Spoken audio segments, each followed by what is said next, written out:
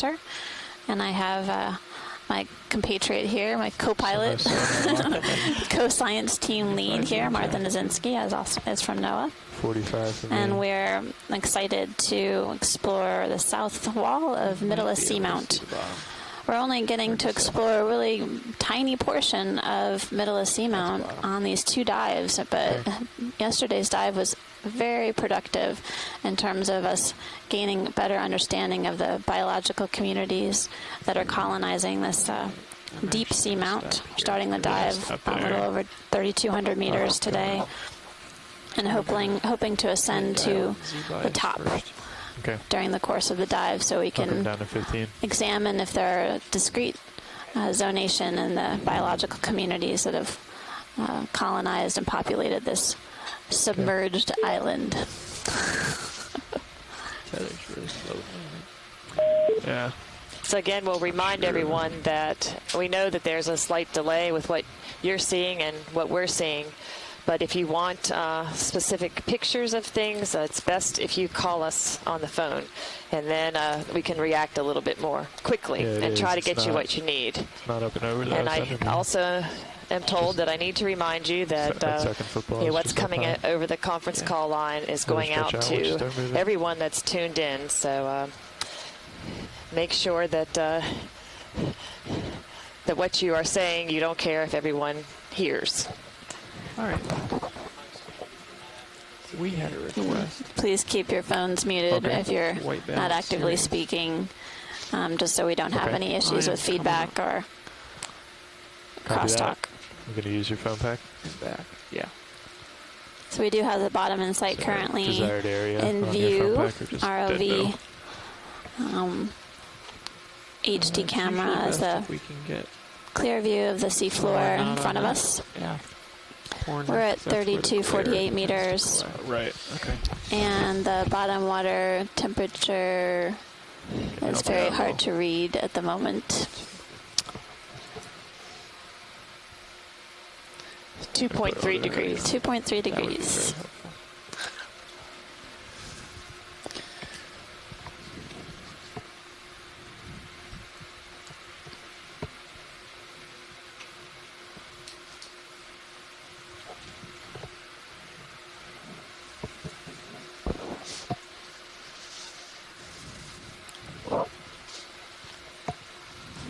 Where you're heading? To the Seamount.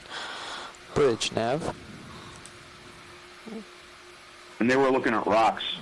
Yeah, they didn't get into the water until 10:30, and I guess they had 6.5 hours total submerged time. So at a bearing of 350 right. About 2 or 3 hours speed of 1/10 of a knot.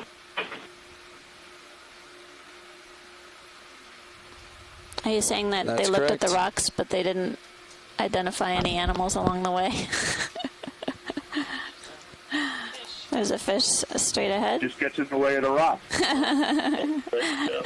Provocateur. And we already have a fish in view. All right, 2 fish here. They apparently had just a few black and white 35 millimeter shots from that dive. Wow.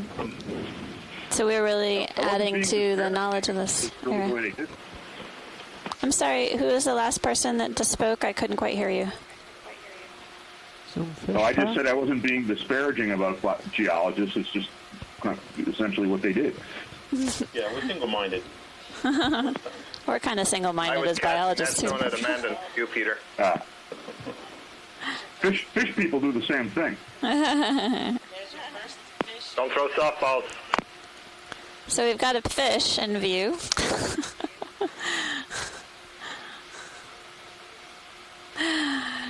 Current depth is 3260 meters. We definitely have a sandier bottom in sight today. It's much different than our initial dive site yesterday. Let's push it a little bit. Definitely finer grain material, more sandy substrate. Might be a little ways out on the tether. And there was another fish in view after this too. Type of eel. Yeah, all right, let's come out, Tar. I'm not going to be able to do much better than that. We got a good shot of him. That's good. Is that good for you, Peter? Sometimes wisdom is knowing when to walk away. Truly. was an eel over here. Just gotta find it again. What'd you lose? That was 2.3 degrees There C. was an eel, but I don't know where it went. So 0.1 degrees colder than yesterday's bottom. Looks like there's some Holothurian over here. sponge on the right. We're seeing a holothurian, sea cucumber, and the debris is definitely varied. The sediment grain size Quick zoom is here. much finer than yesterday, and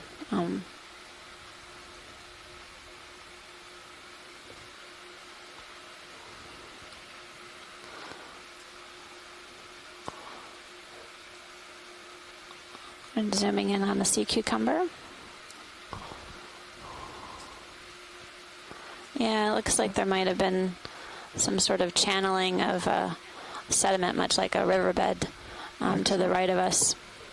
Nice work, Tara. I didn't get you very close to that one. So larger grain No problem. Goodbye. material, Thank rocks you, and Beth. rubble.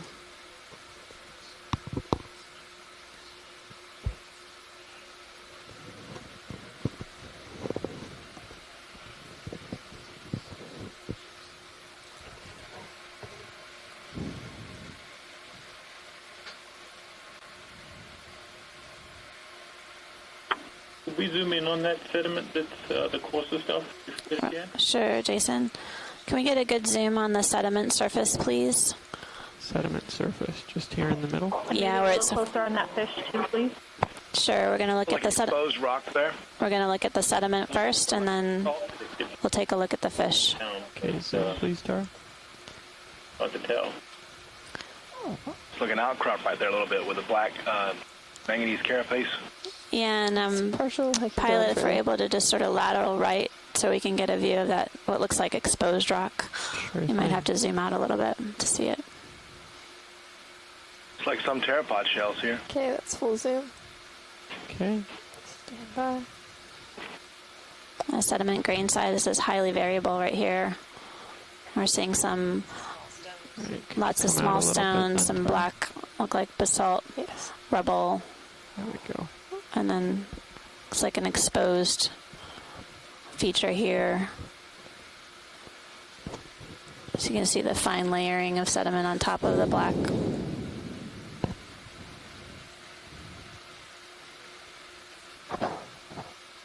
Pteropod shell. How's that, Jason? Yeah, could we go back to the left if possible? Back to the, To the left. okay. Going into the center of the More on the sand. sediment. Yeah. Okay. You want to zoom in on the sediment It here? looks like there's Roger quite a that. few pieces of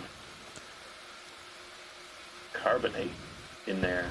There's definitely lighter colored pieces mixed in with the more dark basalt. What's that? Come on a little, Tara.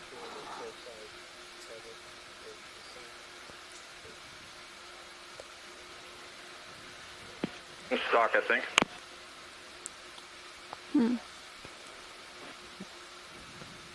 That's an interesting mix.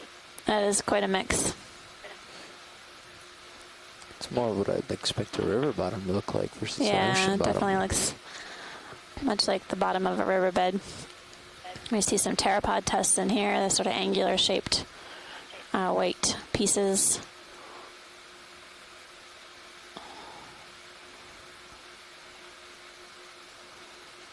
Is that good, Jason? A lot of them are so rounded. I mean,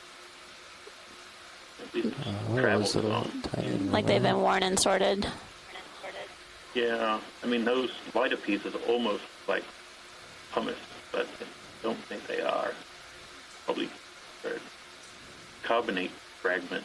Interesting to see if there's almost a layer of carbonate near the top. A remnant. Yeah, close to sea level. Yeah. I'm good if we need to move on. Okay. Let's take a look at the fish, I think is just ahead of us. full wide tail. Pilot, please. Fish. We can find fish. Or was. We're just about to zoom in on an ophiuroid on the sediment surface. Again, the starting point of this dive is very different in terms of the seafloor features than what we were examining yesterday. Just wanted to characterize what we saw. Alright. I'm starting to move a little bit. Yeah? Okay. Yeah. So some of the tips of the ophiuroid appear to be missing. Tips of the arms. I see the sedimented layer at the base of this dive track, and then we'll continue up and get to more steeper features. Funny red patch.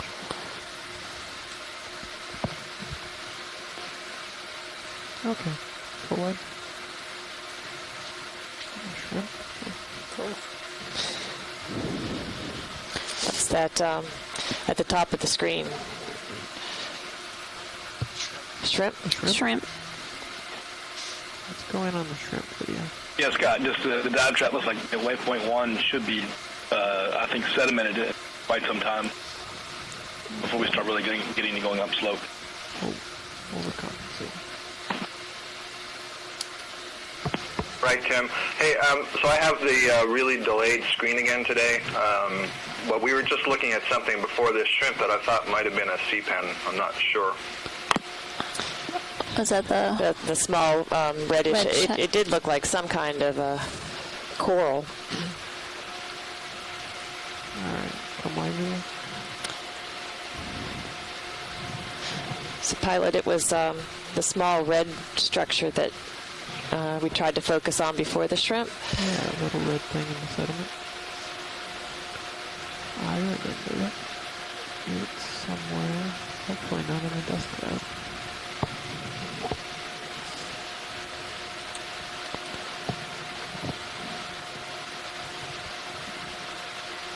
There it is.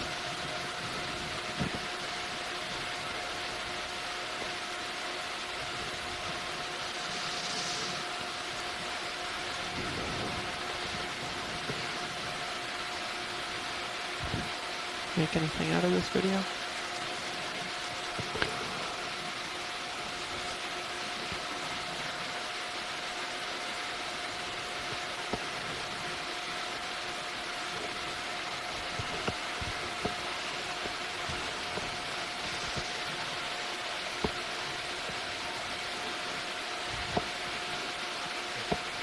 Not much, huh? So the current seems to be moving upslope.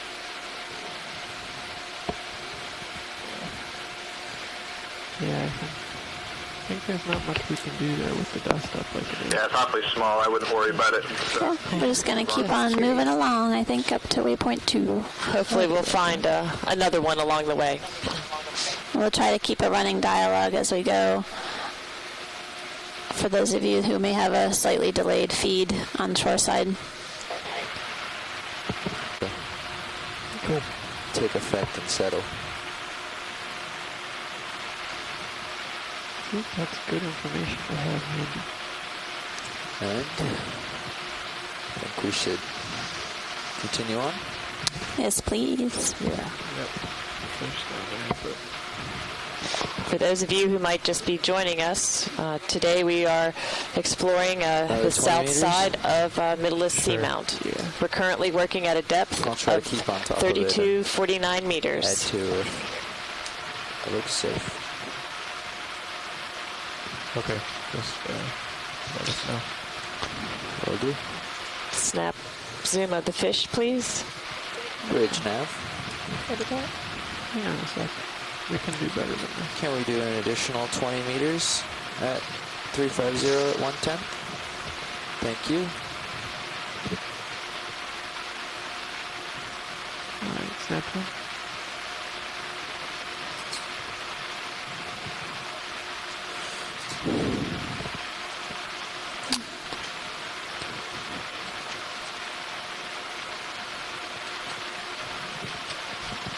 So we're currently zooming in on a fish.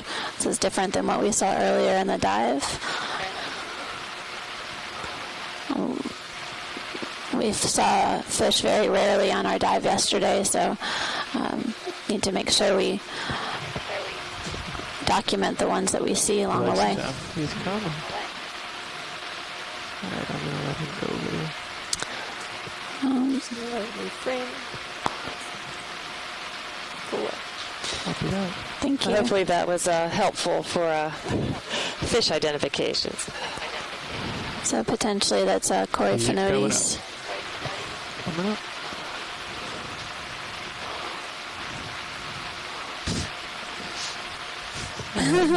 Go ahead.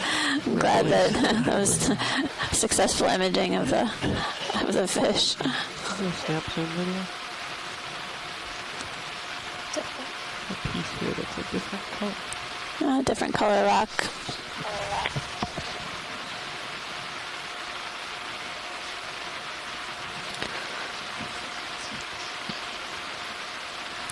I'm definitely seeing a lot of tracks along the sediment surface.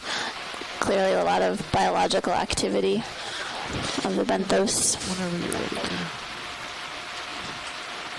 They leave their telltale signs behind. That's right. As do we. That There fish is doesn't playing appear to be any sediment sitting on top of any of these cobbles or pebbles, suggesting that this is not, this flow is not that old. So it'll be interesting to see if we can find anything above it. That's right. Give us a better idea of possibly where it came from. That's right. As we head up slope, we'll make sure to take a look at the rocks that we see along the way to try to identify possible sources. Oh, hello. So we're looking at the underside, underbelly of the fish. You can zoom on that if you want, video. To back up, try to keep it in the light.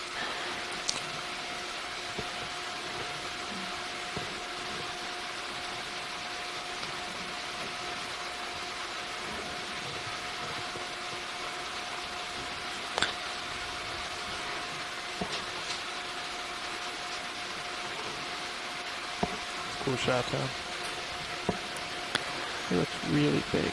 See, there's a great view of his jaw structure in position, because sometimes you see them hanging head up in the water column or head down in the water column, and they're not made for feeding at all angles, given the orientation. How the jaw opens under the nose. Back on our heading. Copy that.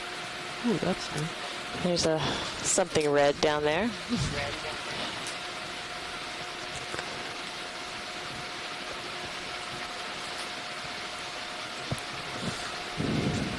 Let's go in, video. That's a crab. Whoa. It's a hermit crab with an anemone companion. These are popular. Yes. Who doesn't love a good hermit crab? We observed one of these on the dive yesterday. That's for sure. That's right. It was the dominant crustacean of yesterday's dive.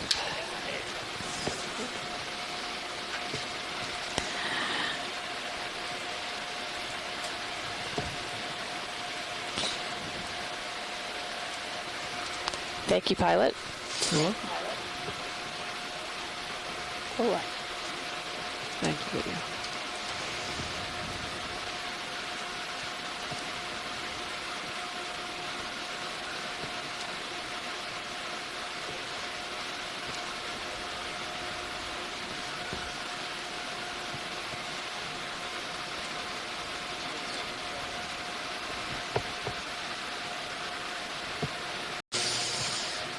We're starting to see scattered rocks of different sizes. Some light-colored ones potentially suggestive of carbonate and darker basalt.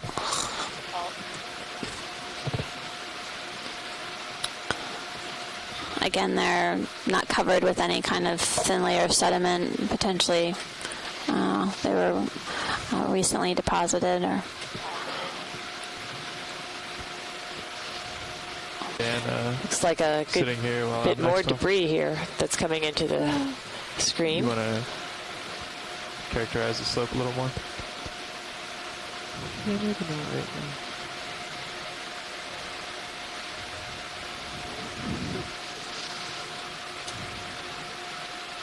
There's some rocks, Tom. There are some rocks.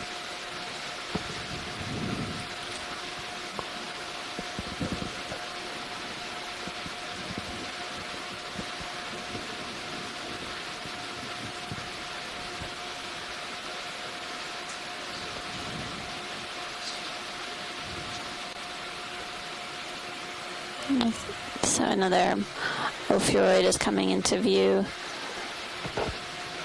What's that zoom here video? Several of them. And then there is something stocked on the right-hand side as well. This is rolling. There's some sort of jelly.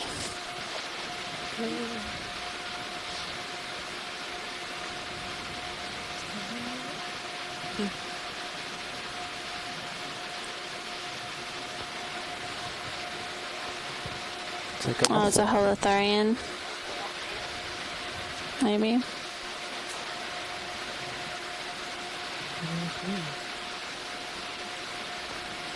I don't know.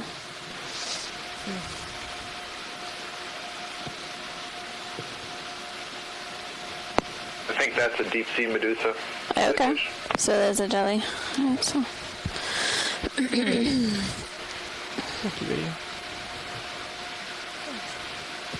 come wide.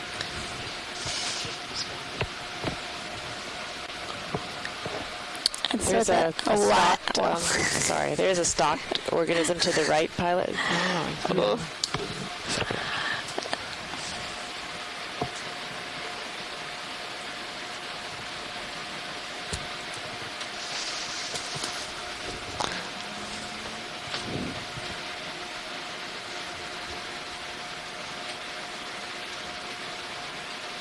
hopefully some video.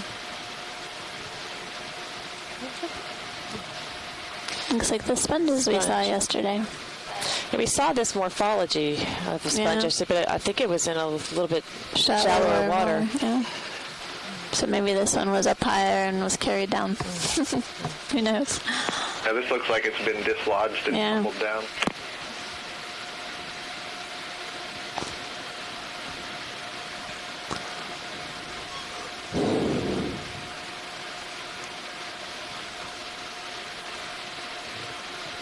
Well, local time is almost 11 o'clock, 10:57. We're at 3246 meters, diving on the south wall of Mytilus Seamount. My name is Amanda Demopoulos. I'm from the USGS. I'm here with Martha Nazinski on the Okeanos Explorer, examining deep sea habitats. And as we were discussing yesterday, that this is about the best reality TV show you can watch, and we're happy to share that with you. Another ophiuroid. I think this is a really great comparison to what we saw yesterday, because so far there's been no real similarities to the beginning of yesterday's dive. Oh, look at that. Nice job, pilot.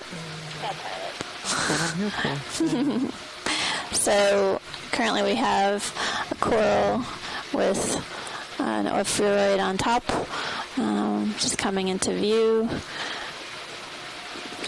Would that be a sea pen, Scott? This is or white. Something different. White in color. I'm waiting for a close-up, but that's what it looks like from a distance. Okay. Let me know if you want me to take control of your camera.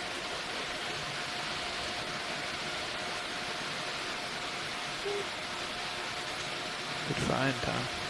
Thank you. I would have missed it except for the ophiuroid there. Go ahead, Bridge. You being bounced around.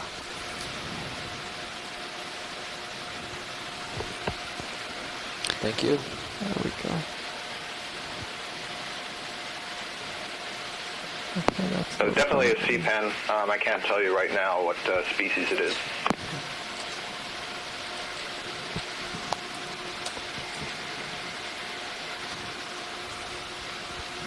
And Tim, is it common for ophiuroids to be associated with sea pens? Yeah, it's not uncommon. I'm just trying to get a good view of this. Oh, there's an amphipod at the base of it. Smooth arms. But no, it doesn't. There's a little amphipod close to the base of the stock. Yeah, Muffin, to answer your question, if I see a sea pen, I usually do not see no ophiuroid on there, right? Normally they're not on there, but every once in a while you'll see something like this. Okay. Good rotation over here. It's giving you its best side. Yeah. Yeah. There are some species of sea pens that do have ophiuroids very commonly associated with it, like Calypterus elution.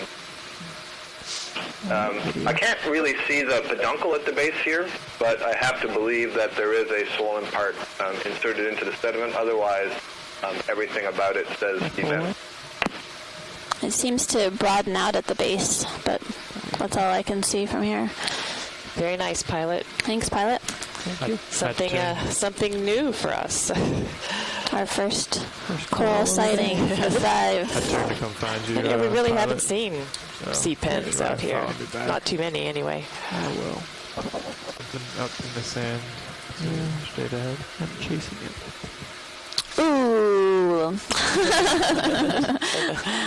Nice. Another fish. Another fish. Quite a fish day so far. Lizard fish. That's a weird looking one.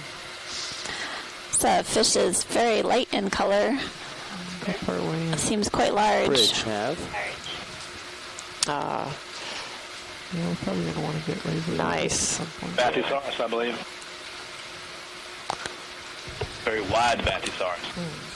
Tell me that. Hey, this is certainly something that we have not observed during our dives here or In the canyons. Try to go tight on the head. Well done, folks. Nice lips. Wow, look at that.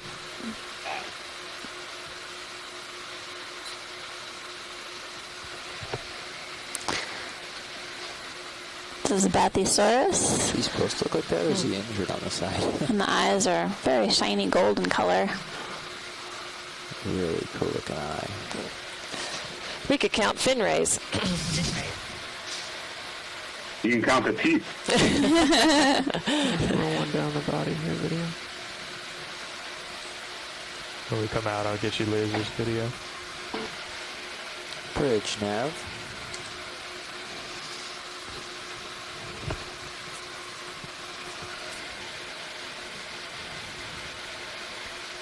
Back to full. So we're currently taking an imaging of Bathysaurus, and we are working at depth of 34 meters. As we continue to move along our track line to the top of the south side of Mytilus Seamount. And pilot, can we just get an overall image with the lasers on, please? Lasers on. Thank you. That is not a small fish. No. Bridge. ROV nav. Awesome. That's great, pilot. Good stuff, Tom. Alright, can we tap an additional 40 meters on? Thanks, Thank video. you.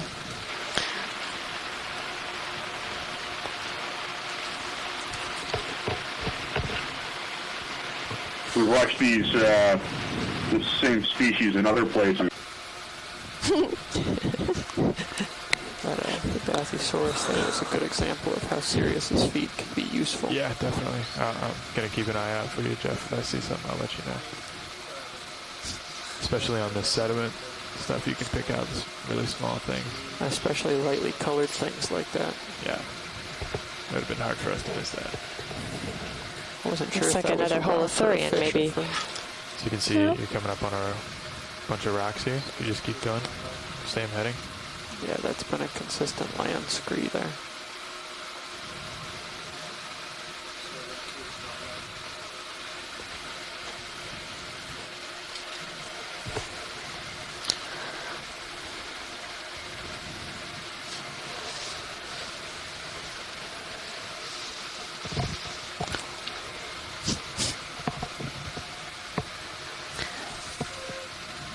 So as we're heading up slope, we're seeing basically a sandy sediment environment with scattered rocks, rubbles of different shapes and sizes and colors. We're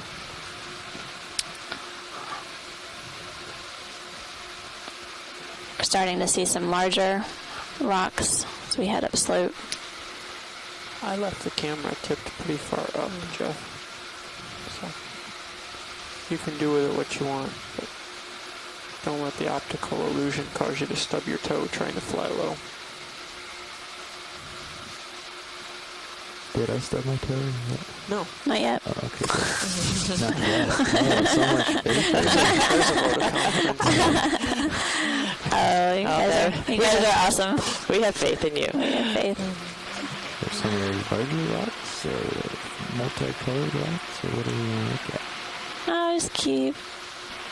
Trying. Maybe we can snap zoom on the largest rock coming up dead ahead.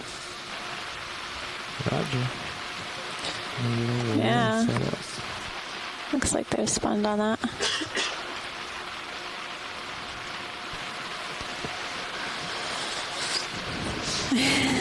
Doing great, Roland.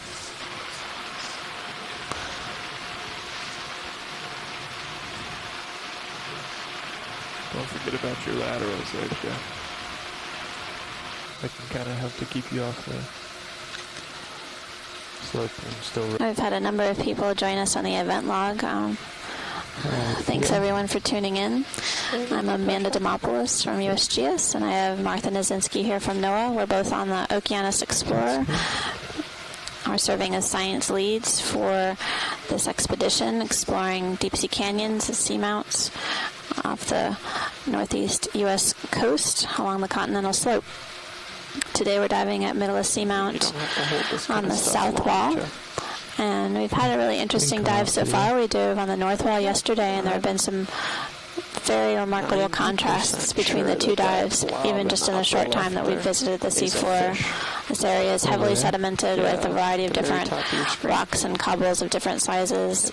We've seen a large Bathysaurus fish, which hadn't been observed before on this expedition thus far. We also saw a sea pen, and over 3,200 meters, and several ophiuroids. And yeah, it's clearly raised off the bottom. Looks like another. Maybe another sea pen with an ophiuroid associate.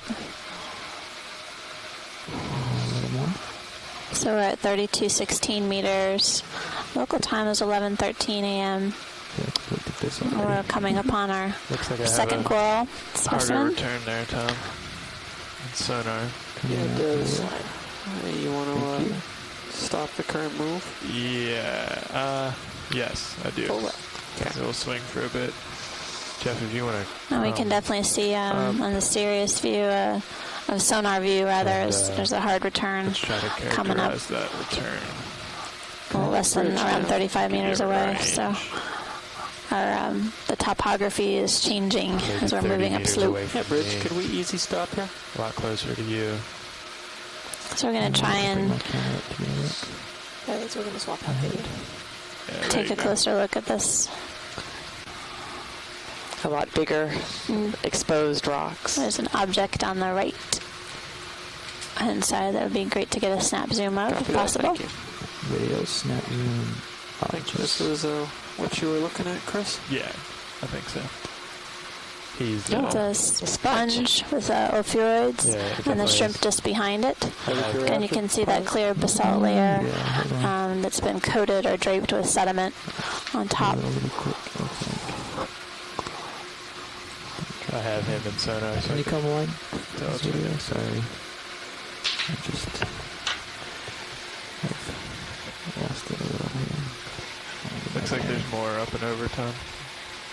Oh, there's more here. A little bit more up there, yeah. Should I go and look at Those ropes look like they're in place. We're shift stop, so They haven't moved anywhere. You won't make it anyway? I'm at the end. I don't know. I didn't copy that last. I'm sorry. Someone was speaking. It's Jason. Those rocks look like they're in place, so they haven't. They're part of the actual. There's a bryozoan at the base of it. So you're saying that these rocks are in place. They likely weren't transported here. Yeah, at the base. She just mentioned but it's. Go ahead and focus on what you got. Yeah.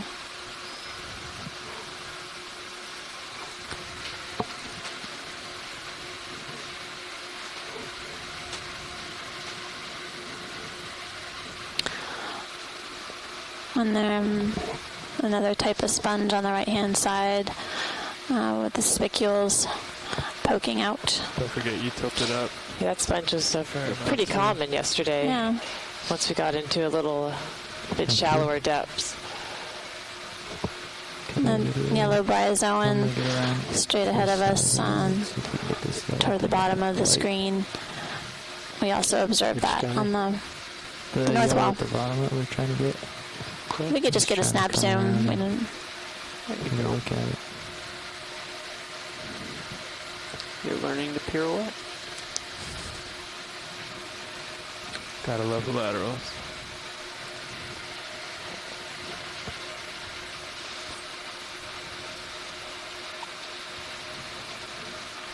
Did you drop a target when we stopped moving, Tom?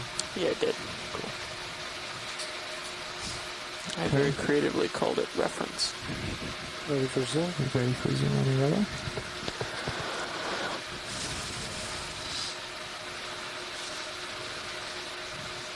And we're seeing encrusting sponges on the rock surface as well. Looks like two bryozoans, one on the right-hand side of the screen, one toward the center.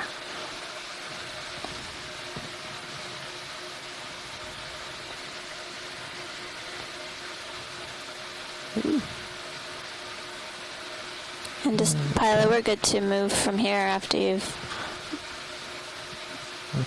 got what you can. Trying to practice. No, I got it. I got it. There you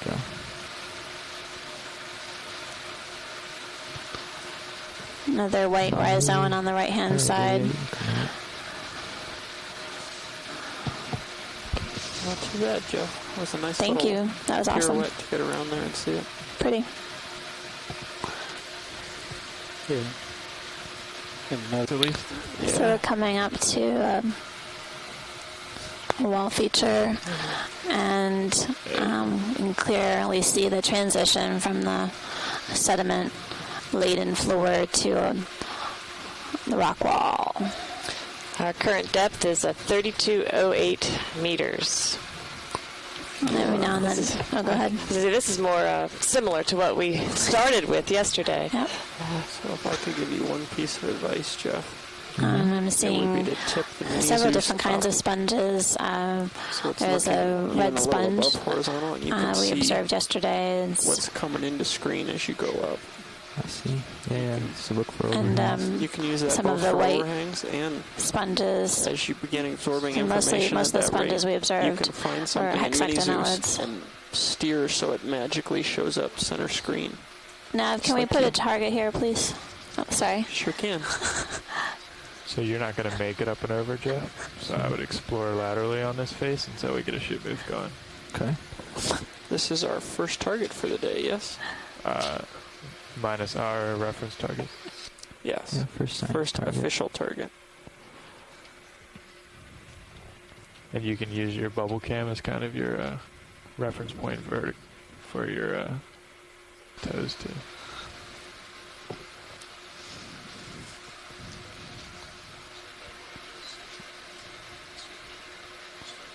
Are we trying to get the white or the pink or the... I heard you guys talking, I just don't listen very well.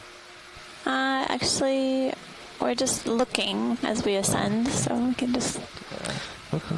These are some of the sponges that we saw yesterday in high abundance.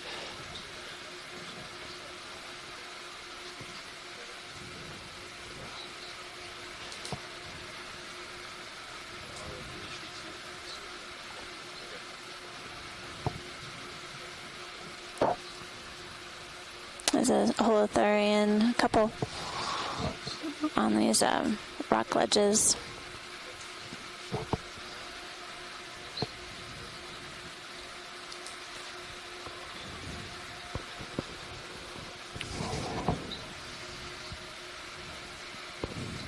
So that worked out really well, didn't it, Chris? That's perfect. Do you have a feeling for how big this is? You want to scooch in a little, or I don't know. let them explore for a minute? We can let them explore. It keeps going as far as I can see. Yeah. Visually on my screen. Video, a little zoom, please. It's moving. Just to note, Amanda and Martha, we're having extensive dropouts on all feeds. Okay, we'll try to keep a running dialogue of what we're seeing, and hopefully that's been conveyed. A couple more ophiuroids. Yeah, here on the ship, we just checked the system not more than about 7 minutes ago, and from the ship side, it looks like everything is well, but we're checking with shore side. Thanks, Roland. Nice, Jeff. You've got your starboard corner into it, I think. Yeah. You want to check with pilot cam, Chris? Is it another Yeah. stock? Yeah, stock. Looks like a Got it. We're good with that. Want me to pull out? Yeah. Yeah, pull out, please. Yeah, you're okay. I think you just had your right toe stuck into the rock, which is okay. This is jutting out, isn't it? Yeah. It's another white Backing out. hexactinellid sponge, and then some stocked It's not letting anything here. something ahead of us. So I find it's a lot easier to approach it. Jason approach something Shader like has that shared that on the wall rock perpendicularly. debris that we're seeing if is you similar to want that to- on the slope below that sits on the rock If you wanna put a outcrops, toe in, suggesting that it's you been can for stabilization, it's coming from but it's a lot above easier somewhere. to approach it So dead on. And, Right. See what you can do. Hi, again, this is Catalina at the Space Center. So, are we moving or are we sticking? Sure thing, Bridge. yes, We're Catalina. stopped. I believe. So feed 1 is having some issues coming in. So I don't know if Webb can check to see if it's going out properly from the ship end. It's the only feed that he's giving a full 5 megabit bandwidth to right now. The other 2 feeds are coming in just That's fine. not a little bit. So I don't know if he's having you can tell him to check to see if he's having an overhead issue with the bandwidth. Okay. He may want to ramp it down a bit to improve the image quality. Jeff, with the current Okay. coming up slope. It can Thanks, be a little- Catalina. He'll check into it. Current on the rear end of the vehicle makes it do really screwy things. Looks like there was a It's really stocked nice right crinoid, now. I think, on Yeah, the it's all right-hand stable. side. Looks like there might be another. This might be a step above this, Tom. Crinoid on the right there. Oh, yeah. Yeah, it does look like a couple of steps. Do you want to try a short move? Sure. It's not going to. It's not going to So I'll put start me. worm directly This hit way. center, 20 meters and see waving what happens. out of the tube. Sure. Can we try the crinoid? Crinoids on the right. Yep. Come around to it. Same Right. bearing, Kind of going 350. that direction is fun. Yep. Trying to just let it take me in. Okay. Well, Or do you want to go a different direction? yeah, wait on that. Looks like another tube worm on the left-hand side, too. So Looking Am I 15 going to into 20. And also one of And those I'm almost perpendicular to it. yellow things we you saw are. But that doesn't yesterday, mean which that I the think rest of this, was determined to be a slope is jellyfish like of that. some I'll sort. pull back out. Well, if we were to go from roughly where we are to waypoint 5 directly, It's 10 degrees. it would be 010 basically. You're full wide. So I don't have any problem with that. Let me check in. Yep. Okay. type of hexactinellid or glass sponge I'm actually pushing is down, coming trying to into stop it. view. Yeah. Yeah, that's So we had this form, which is more Nice. bumpy, as opposed to what looked to And I be find like a with tulip. sediment on the rocks like this, if you get in real close and Can we zoom What's in at the on base yeah, of the back away really at the quickly. tulip when you do that, at the stock? prop wash really makes everybody happy. Do we have time to zoom in on picks the up a lot of orange? dust, so. Yeah. Are you So able you to wanna zoom probably in? just, I just want full back, not full back, pretty good back, and trying to keep me. Yeah, off Amanda, this is that space. something red below that Just sponge? wanna be comfortable. Right, I'm just letting the hit it pilot get in this before we start zooming. situation, and we'll get to zoom on that. Zoom on what? There's an thing. orange object at the base of the sponge on that kind of step. Yes. Yeah, it does look like a crab. Orange crab. Yeah, it's very intermittent. We're seeing less good video than not good video. So we get a frame every 8-10 seconds. Oh.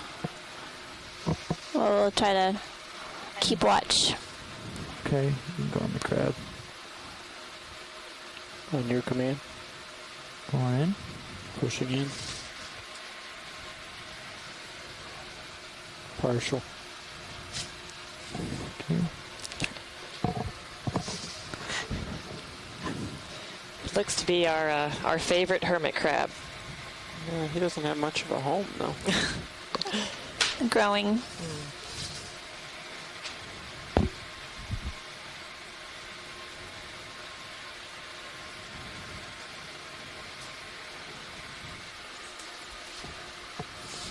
Oh, there's a hermit crab on this little rock ledge step below a white sponge. And we're seeing some other sponges on this rock as well as ophiuroids. So rock is basalt with manganese coating, and on the sediment-laden step here you can also see some pteropod tests. See the white angular shaped objects. Testing me here. You've got it. You're good.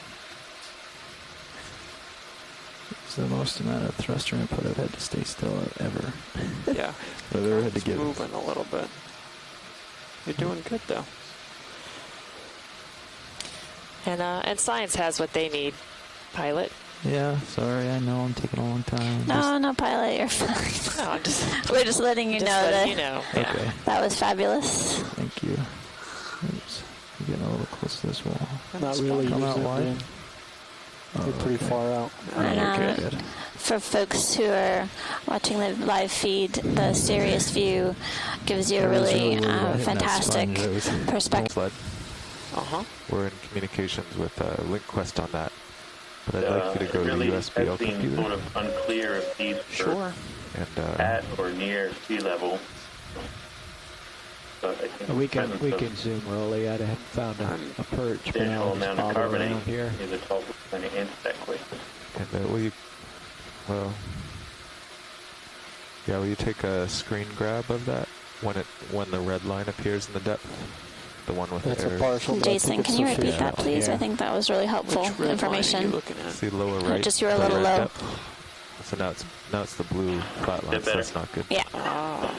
So yeah, I mean, there has been some question about, how close to sea level that these seamounts Okay, let's come out a little bit, Rolly, and let me see if I can find some different texture. at particular times in That's their good. Hold that. history. So seems a to large also amount have to of wait too carbonate, long for especially it. if it's There's framework some sort of problem. reef-type carbonate, Yeah. would Let's see certainly if it go a shows long up on way in subsequent dives, because this answering that question. bathymetry is not exactly conducive. Here, No, it happened in the water column Thanks, yesterday Jason. too. zoom again on. It's either mechanical or electrical. I'll just pick up this. Anywhere in particular you want me to save it? Just put it on the desktop. There we go. Shore side, have you got some stabilization on the I-1 feed at least? Oh, here's sediment. Yes. Great. Yellow rock. And something that just fallen down from above. So it's all baby ophiuroid on the left. So, pilot, when you are ready, we're ready to head up. Sure thing. Come wide, Rolly. Up Thank we you. go. It's a nice Hey, Dave. close-up view of an ophiuroid. Our direction of travel has been Side 0, view of the 1, rock 0. that appears to be Looking 0, carbonate 4, 0. So, and different rock type than we've primarily seen on the Mytilus dive.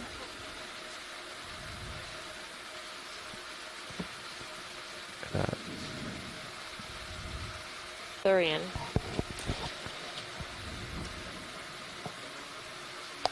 And some more brittle stars.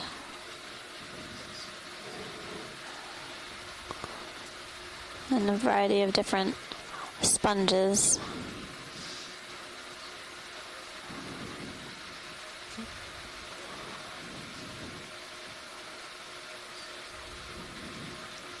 And crinoid.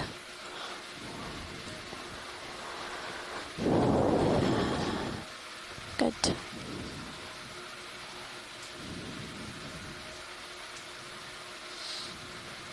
Again, some lighter color rocks are present on some of these sediment steps.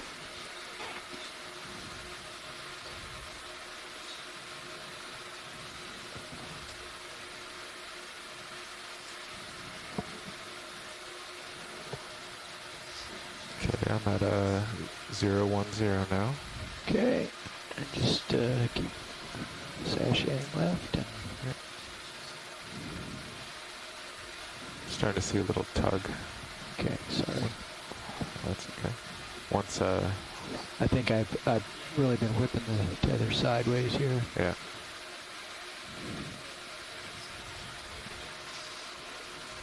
And I've shot out as I've come up. I've leapfrogged ahead, so I will scan about for something. Sponge. So looks to be similar to what we saw yesterday. Another tulip type sponge with a long stalk at the base. So the sponges thus far that we've seen are, at least they resemble closely the individuals that we were observing yesterday on the Mytilus dive on the north face.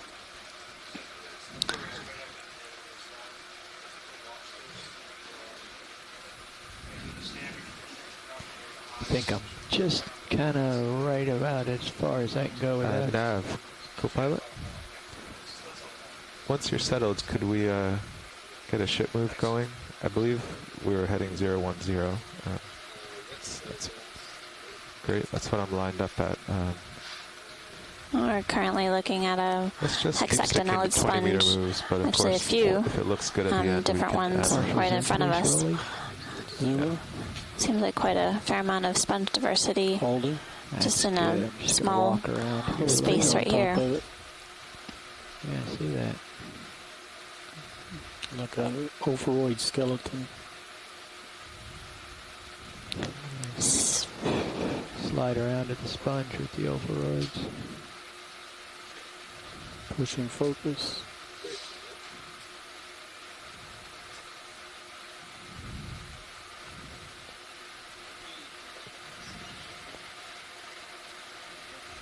And rise up to the tulip.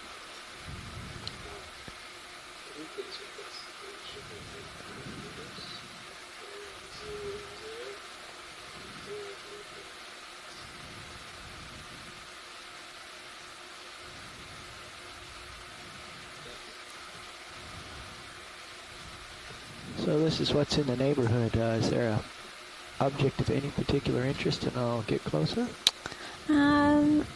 Well, we actually wouldn't mind moving along if and when that's feasible. So. Yeah, the ship is in the process of catching up to me. I puppied off way ahead. Okay, maybe we can get a snap zoom of the stalk of the tulip sponge and take a look at the associates. Also, those two tube worms, top right, seen several of them, but we haven't imaged them. Okay. Okay, we jockey into position here. Oh.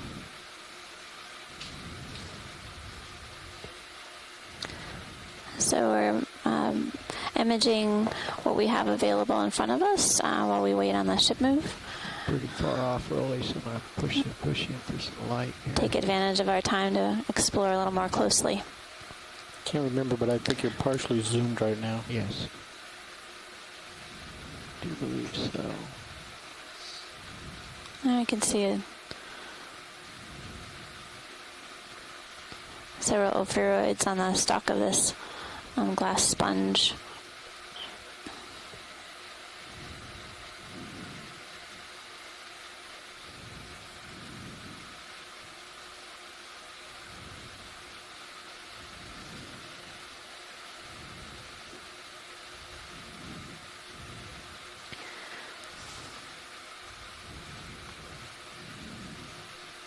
Can we do a zoom on Sirius?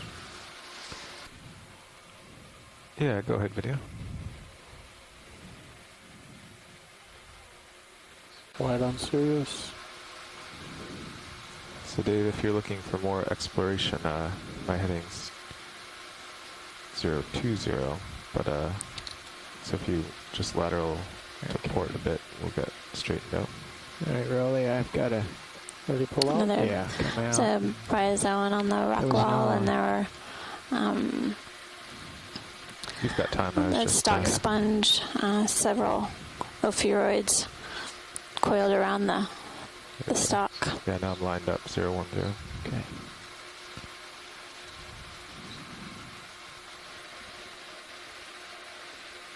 Some different types of sponges, including the red hexactinellid sponge that we can see in view in the center, and stocked glass sponge on the right, and yeah, that's good. Hold that.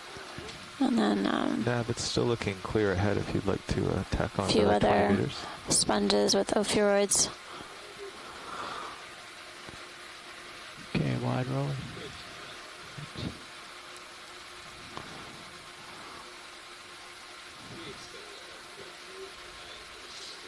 Wow. Here's a It's a feature. sediment chute, Feature for the geologist. major feature, with very clean sides. Or the archaeologist. You want to look at the size? Yeah, let me swing around the other side. I got to get over here anyway. It's fine sediment in the middle. This is quite different than what we've been seeing.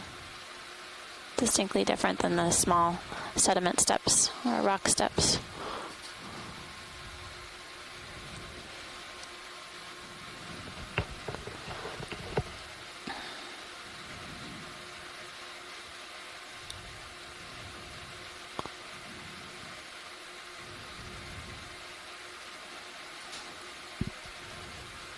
Okay, we can zoom in, get the texture of the rock. That's good. Sort of looks like a tunnel underneath that one.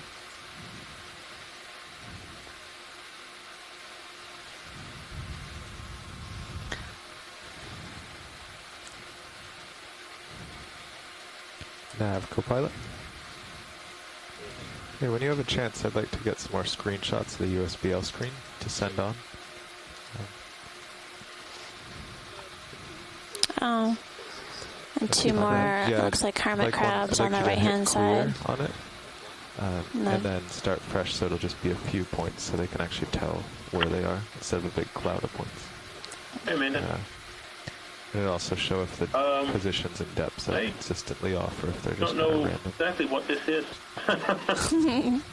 So Does he have the, it's very interesting. It's the walls of this area are straight up and down, vertical, and very So clean you'll have at the top Use the KVM in terms to of go the over rock to USBL now. surface. video, do we Yeah. have a Sirius view going No, on it at could the be moment? Yes, we do. Excellent. an old lava pathway that was just in the rocks and has opened up. The Video, if you'd very like to go straight into side about to features reveal with a the fractal shelf surface on of the some left. type. Yeah. We can, Pilot, we can keep moving along upslope. That was great. Yeah. Pretty wide. Okay, full wide on RV. Well, Full wide. nicely centered up, Pilot.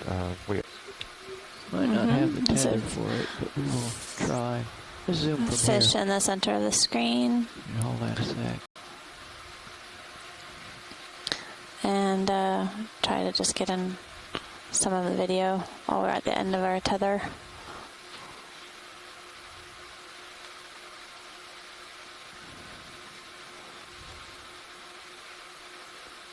You can see some other sponges more in zoom. view behind it.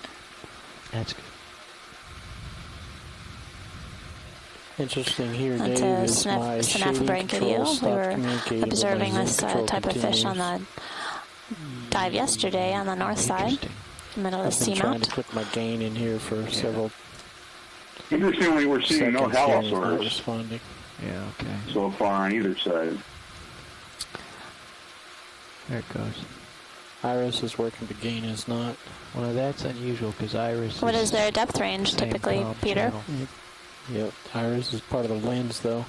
No, I mean, it's wide. They're deep sea fishes, so they're more, but they're different species have different depth ranges. But I mean, they were reasonably common in our previous Seamount dives, both at Bear and to the east. I'll stay with him. Okay. I got some time.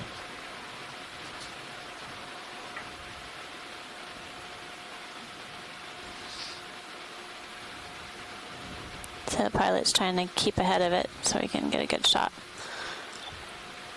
And then once you're all set, pilot, we can move along. We have been moving along without pause.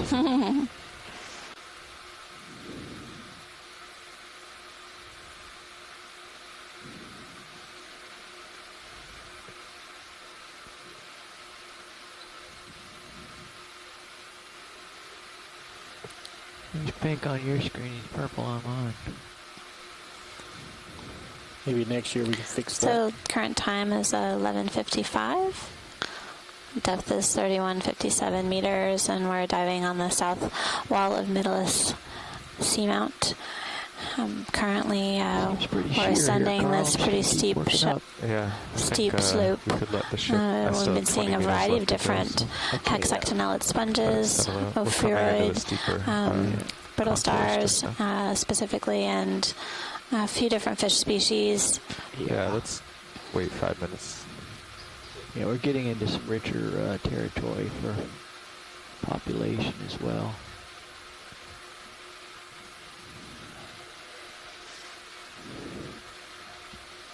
Does anybody remember what depth we were at yet? Does anybody remember what depth we were at yesterday when the big corals started showing up? I didn't note it, but I'm sure science did. Science, do you happen to recall yesterday the depth we were at when the large black corals started showing up? We started seeing them, the black corals, that you're asking? Big corals was the question. Or any coral. Oh, well, we started seeing them early on in the dive. We've even seen them on this dive close in. But can we zoom in on that coral just above the pink sponge? Yep. Looks like.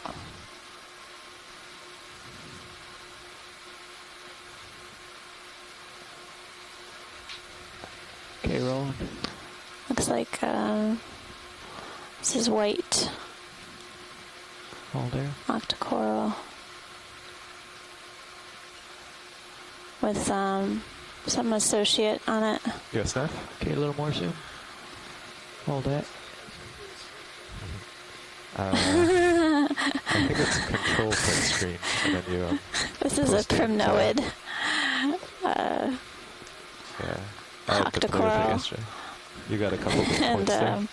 Or a couple bad points. Looks like there's a polychaete associate of it. I guess maybe wait till there's a couple more. Thanks, Dave. Yeah. Let's go. Yeah.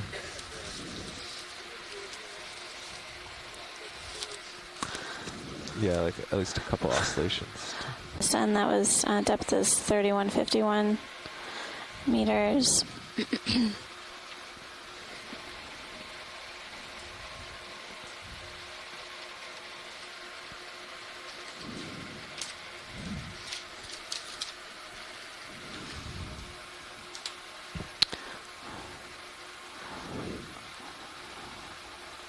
I'm not sure if all is quiet on the shore side or if people are just too transfixed by what they're seeing on the TV. I'm just continuing up and flying by anything. With that white coral center string to the right. Is that a coral or is that a spot? Oh, between the pinks. Between? Oh, yeah, you can pop in real quick. We saw a lot of those yesterday. The yellow some and bryozoans, some yellow and white bryozoans, pretty pink sponges. Okay, just hold this zoom. I'm going to walk us around here.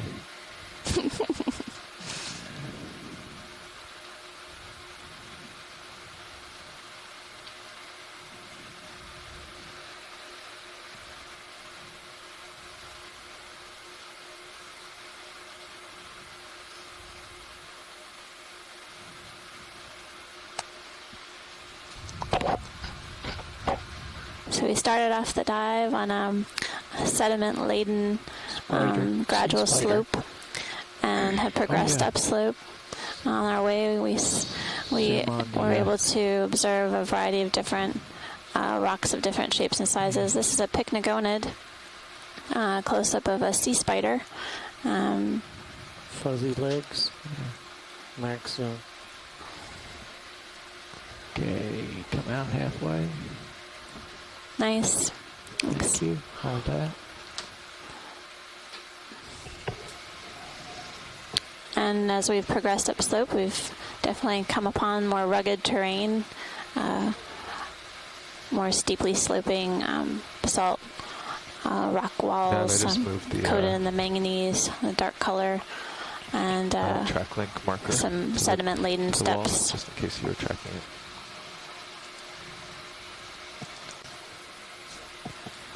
Okay, I think Sirius has pretty much come to a stop. We've got the hill 25 meters away. Why don't we add on another 20 meters? I'm okay with that. Test complete. Please heed all further alarms. Looks like there's sort of these rust marks on the rock wall, these red, appearing red areas. Not sure if something used to be there and it fell off, and seeing that kind of oxidized coating. It's such a localized area. Yeah. It's interesting. See, there's a hole in the center of this one. I'm wondering. Something was there and it bored in and then fell off, maybe? More zoom, please, Roland. Yeah, let's hold that there. Looks like somebody took a drill. Wow. Yeah. That's wild. My deep sea drill doesn't work this deep. I'm just going to walk us up to the other one. So you guys have been seeing these ophiuroids on these dead sponges? Or the rock does have a lot of small holes in it. Yeah. Just on stalks? Did you see this? Right there? Yeah. Right there. It looks like it's a dead sponge that it's hanging onto, and there's another coral at the top coming into view. Another rusty spot. I think it was just... Is that another primnoid, maybe? Vexella?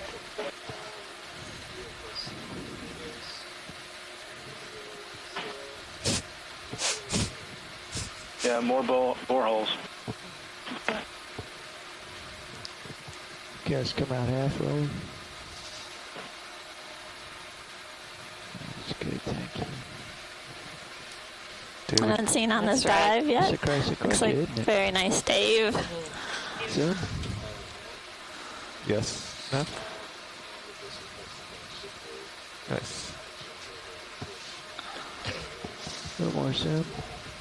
Okay. So, Chrysogorgia. Yeah, this is Chrysogorgia. With some associated brittle stars.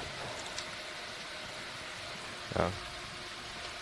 You tried to paste it. It's been interesting today to see smaller colonies of corals or sponges that have several, at least a couple ophiuroids. Sometimes it looks like the ophiuroid is just as big as the coral. It's a good feature. Come out halfway, Rolly, and Carl, lasers, please. Lasers. There we have 10 centimeters for scale. Great.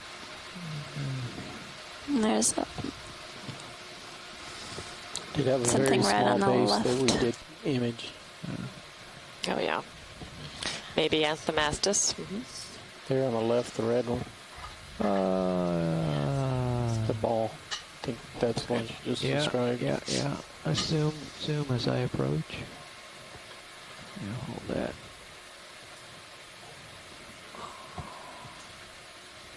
A little more zoom. There we go. Yeah, it definitely looks like an Anthomastus. That's the one we call bubblegum? No, no, it's a different one. Oh, it's all retracted. That's right. Oh, yeah, that was the thing that looks like fireworks when it's happy. Exactly. I got it. It's got a little critter on it. Maxing. More than one. There's another small coral there. The left is Oh, yeah. like these are a big boulder of the white colored rock. Not sure if it's in place I or think they're interested in the it's white just been deposited. boulder. White boulder, very okay. good. That guy. Right, yeah, they want to get That that. looks like a small bamboo coral. Okay. Gotta go to Even co-pilot. closer.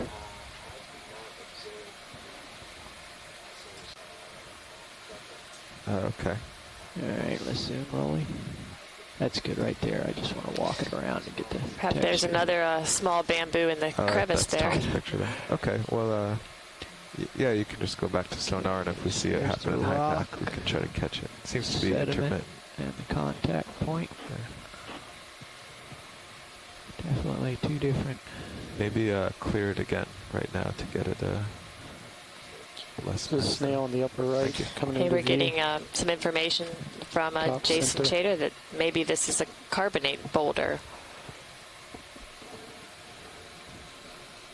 Can you just hold this zoom? I'm going to walk the view around here a little bit for the Jason. Yeah, Nav, yesterday it kept, when it would bounce in, it would always be at 685 meters depth. So I didn't know if that was a pattern or a software bug. And then today it was at 915 or something. Okay, let's come wide. We can zoom out. And time for me to... Right. So the lasers ground faulted. I'll turn them off.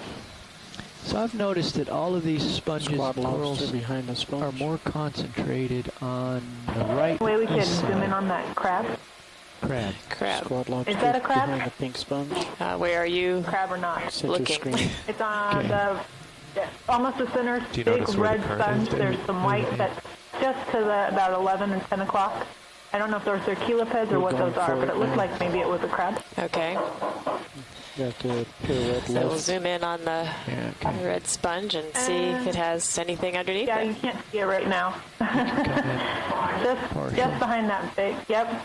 You see what I'm talking about? I see antennae. Yay. We'll bag it. Back it up to get some light.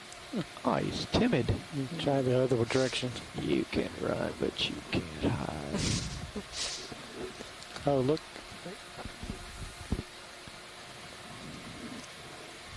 That sponge in between looks like it's got legs.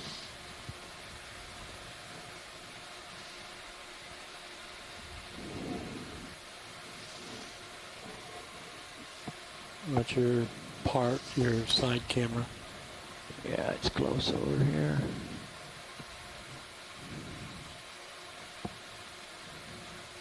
He's a wily fellow.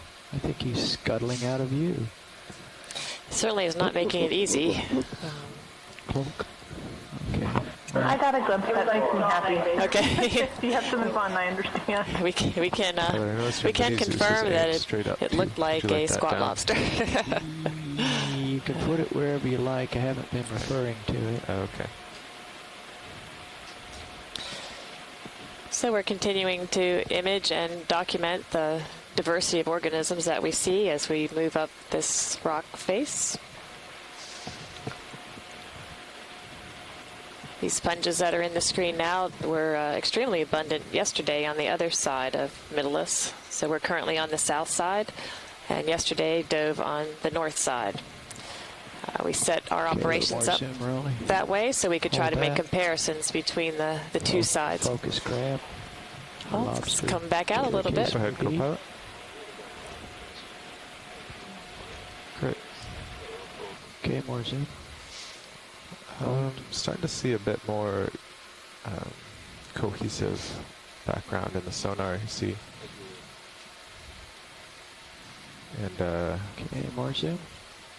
I am catching up to the RV. So, You're backed off pretty far. Yeah, I am. I had to come way up in the let's up hold, high to peer down hold at off it. on that. Okay, I'm just trying to get enough for an ID. He's in a difficult space.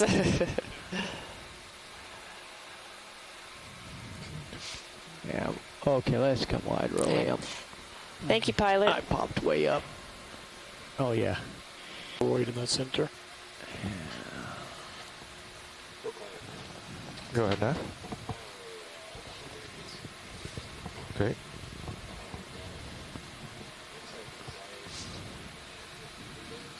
It's 1900 today, so a half hour earlier than yesterday.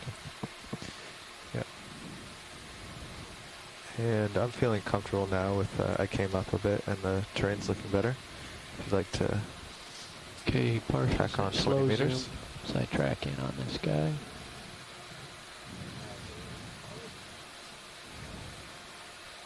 Oh, there's another fish. Getting in view, Carl, so I don't crash into anything. Sure. More zoom rolling. That's good.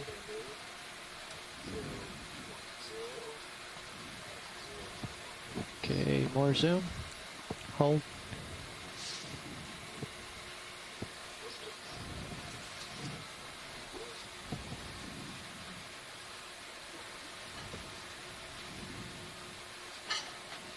All of these guys look a little beat up. I think it's scraping Yeah, they along do. the sides.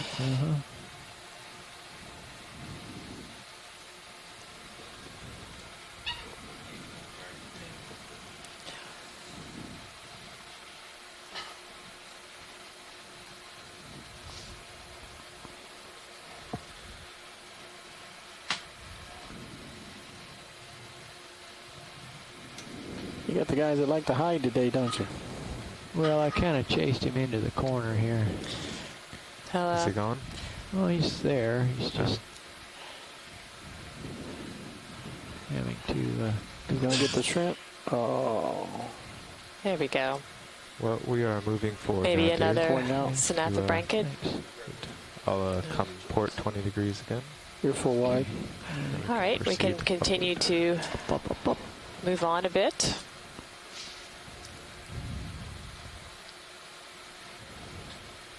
The interest was pointed out. Yeah, just pop it real quick. Probably from most from the manganese process, it can take a number of different. So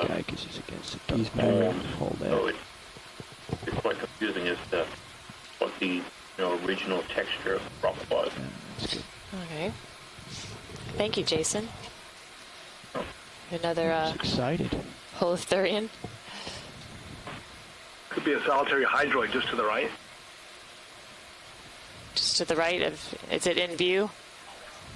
Almost in view. Okay. Just to the right. Right. Just to the right. Okay. Pan just a little to the right. A little bit out, Rolly.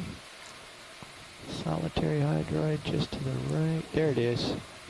Right next to the Holothurian to the right. Yep. Back in. It's the upside down umbrella there. It's also a bug just went off the top of the screen. Okay. Something they have not seen. I'm going to have to move. It was low on the rock near the sediment interface. Center screen. Oh, there you go. Wow. Pulling out a little bit. Yeah, that helps. Looks more like a sponge to me, Tim. As you go up, Cladorized. we really need to get this bug about to come into your screen. Center. Right. Stop. We also saw there's a kite nothing coming in the field of view now too. What are you looking at, Rolly? Bottom of your screen. Yeah, what is Oh, that? Yeah. Oops. Sorry, I went the wrong way.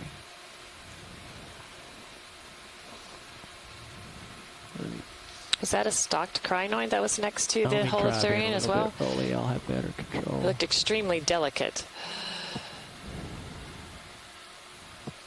Yeah, there's right margin of the screen. Looks like stock crinoid right there. Can't tell if that's a polynodid scale worm there on the wall. Right there? Yeah, we're trying to get a zoom of that.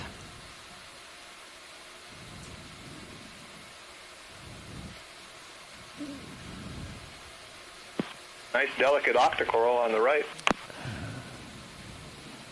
Okay, I've got too close, but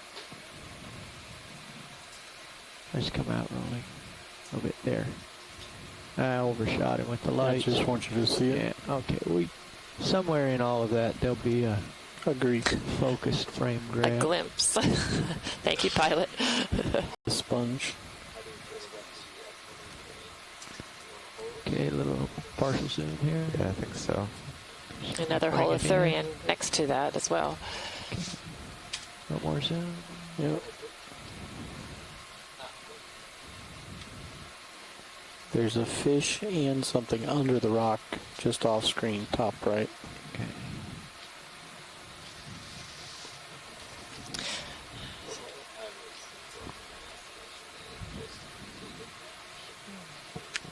Roger that. So is there a consensus as we look at some of these sponges? Some of them are sort of a brownish tan color. Is that an indication of there's a lot of sediment in the sponge, or do we know whether that's its natural coloration? Okay, let's come wide rolling. Look at that shelf. Fish. Is it over on the left? Fish is top right. Fish top right. The shelf is now top right. Okay. Nav Copilot. See the arm looking thing under the shelf? I'm looking at that yellow band in my sonar. It's 25 meters out, and we're still swinging forward. And then if we put another 20 on, we might. All right. No consensus on the sponges. We need a sponge expert. I don't know. So It's another not moving. Synaphobrancid. That brown one that we were just looking at is a glass sponge, and I've seen, bases of glass sponges that look that color. Sometimes they're dead, sometimes they're alive to tip, but I'm not sure if it's due to sediment accumulation or what. More? Yeah. Yeah, I don't know. The jury's still out.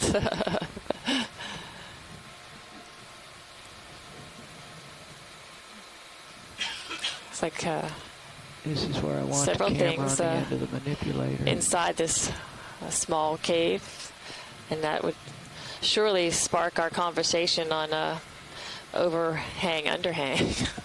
But looks like several kinds of organisms are using this as a sheltered area. Give them the context here. Back up a little bit. Go all the way out now. If you could pan up a little bit, pilot. Okay. You want to go back in the cave? No, I thought I saw a coral. All right, maybe it's to the right. I'm going to move forward. Oops. Is that the pink coral on the right? No, would you go to the USBL screen and see? I'll go back. Oh, yeah, it's you're on it now. On the right, sort of in the top right corner. Bad pings here. It's another Chrysogorgia. Oh, great. Yeah, something's going on. Okay. Zoom into the coral. That's good. Keep it coming. All right. Looks like there's an associate on that coral as well. Zoom some more. Hold.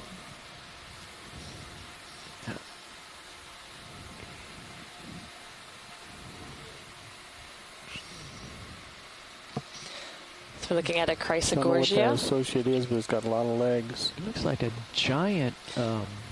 Amphipod, maybe? Yeah. Some small ones at the tip. Oops. I'm just kind of caught it on the flyby there. Wide, please. So I've got to advance here. That's fine. Thank you, pilot.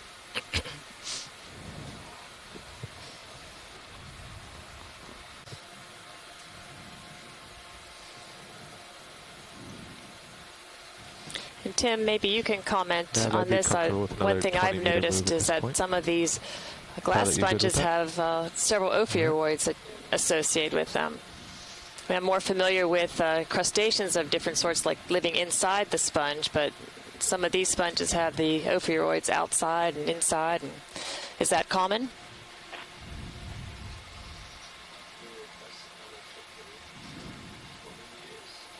Hi, Martha. Tim has stepped out of the room, but I'm here at Hui watching, and we were just talking about this association between the ophiuroids and the sponges. We have seen ophiuroids and sponges places like the Gulf of Mexico before.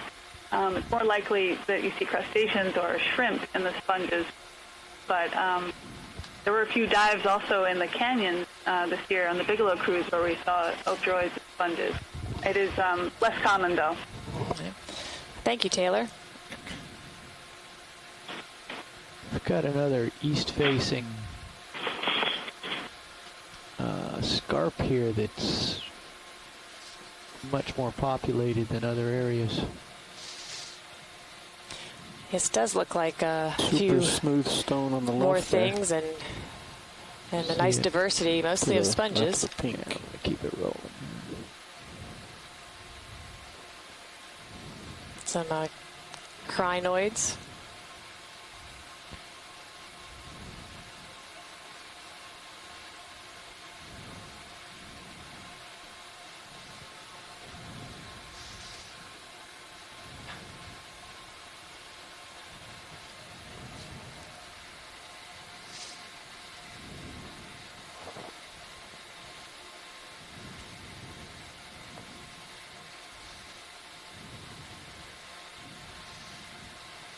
I guess it's sponge. It's populated that crevice, completely filled it. Huh. Okay, wide. Thank you.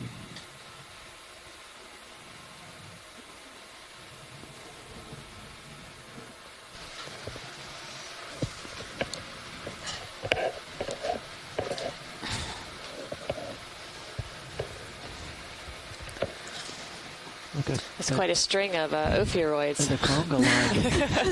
The conga line, awesome. They follow each other? Like ants?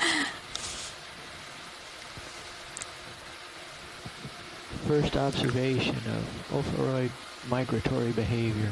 That's right. The thundering herd.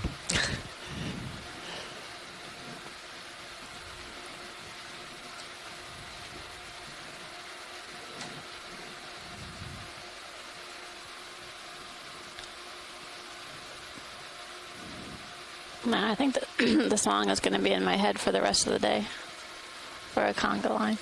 Coral above the tops. Perhaps you'll keep that to yourself. I think I will keep that to myself.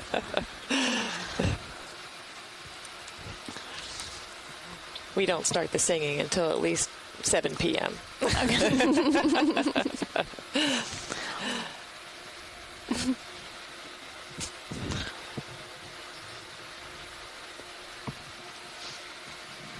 One step of gain. Yeah, I'm going to push in a little bit. I just want to get... Takes me a second to adjust to each zoom It's level. like another Synapha-Branched. Yeah, that's good.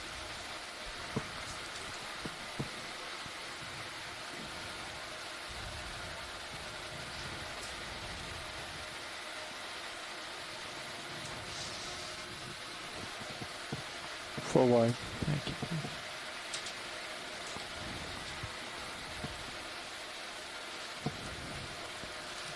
Much steeper, less sheltered, not nearly as much stuff.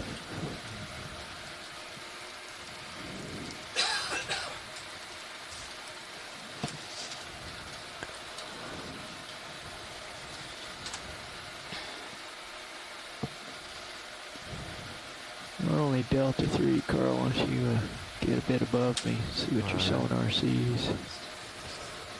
I was watching you and my sonar there. Kind of interesting.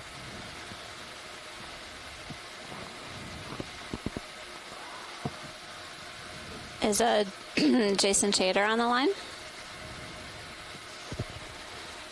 I am. Hi. Hey, Jason. Not a lot is known about these seamounts, although they're right offshore of the United States. They're still relatively unknown, and there are a lot of questions about their origin. Really close here, so just bear with me, rolling. So I think anything that we do find out by diving I'm gonna nudge up here. will be of great interest to those working on the New England Seamount. Thank you, Jason. It's a very brief they're all coming from the same base, introduction. except where the There are a lot of ophiuroids are. It Looks like there are zoanthids on this, too. So. Well, I think this is where the other brittle stars were trying to come. This seems to be the happening place for brittle stars. It's a party. I can't compete with brittle stars. And we can see the yellow zoanthids have also colonized this coral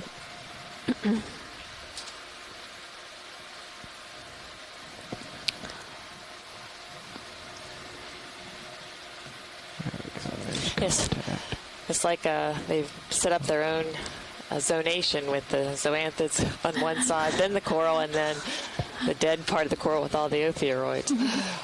You get this side, you get that side. Yeah, that's right. You get this side. Set up their own neighborhood.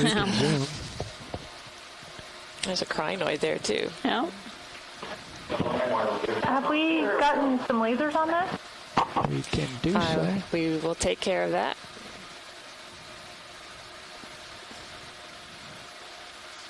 Okay. Carl, if you would be my tilt meister. Yes. While I hold us here. Okay, you can go back to macro rolling. Did you get lasers? We got lasers. We'll get them again on the way out. There's a couple of odd things going on here. Yeah. After imaging That's right. various parts of this colony, can we be sure to go out towards the outer tip? It looks like there are very different sized polyps up there. Yeah, I noticed those too. There's some really enlarged ones. Overgrown, the zoanthid, not the octocoral right now. Mm-hmm. Okay. Octocoral is alive, right at the very tip. Yeah, I'll just work my way to my right here. So, Scott, maybe you can tell us about how you can tell the difference between what the zoanthids are and what the octocorals are. Sure, I'll do my best. So, an octocoral, as the name suggests, is a coral that has polyps that have 8 tentacles, and you can see that there are more than 8 tentacles in one whorl around these polyps here. Those octocoral tentacles would also have little pinnate branches to them. If this were a primnoid octocoral, the polyps would not be this large, and they would also have scales associated with them. So you can see these polyps really look bumpy, and on the branches between the polyps, it also looks bumpy.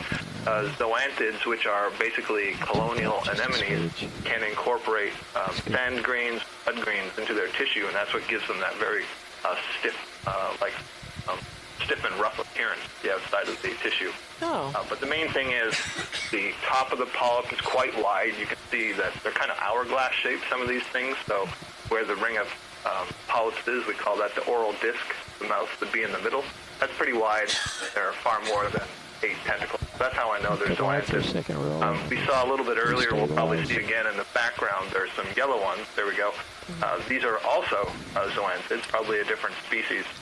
So, Pilot, if we can get a zoom in on the polyps close to the brittle stars. Polyps, there you go, where there's that trifurcation branch.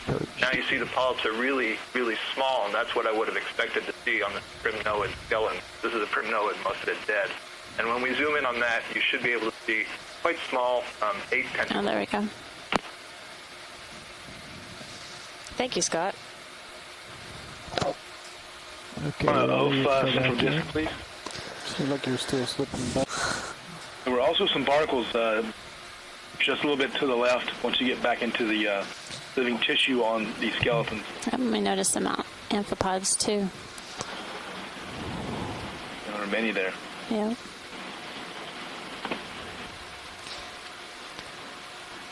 I'm not sure we quite got to the living coral tissue yet. No, working on it. Yeah, I think it's right, Martha. We haven't got there yet. I think it's just the down below here somewhere. Down this smidge. You can see a few of them back there. You can look at the...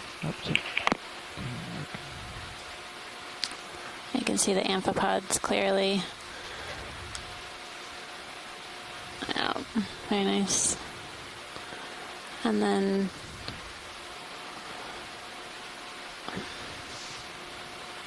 Pulling out. Thank you. Hello. See those long ones in this top? Those are the ones I call them living. Okay, let's just go from here and see if I can float into it. Off to the right? Yeah.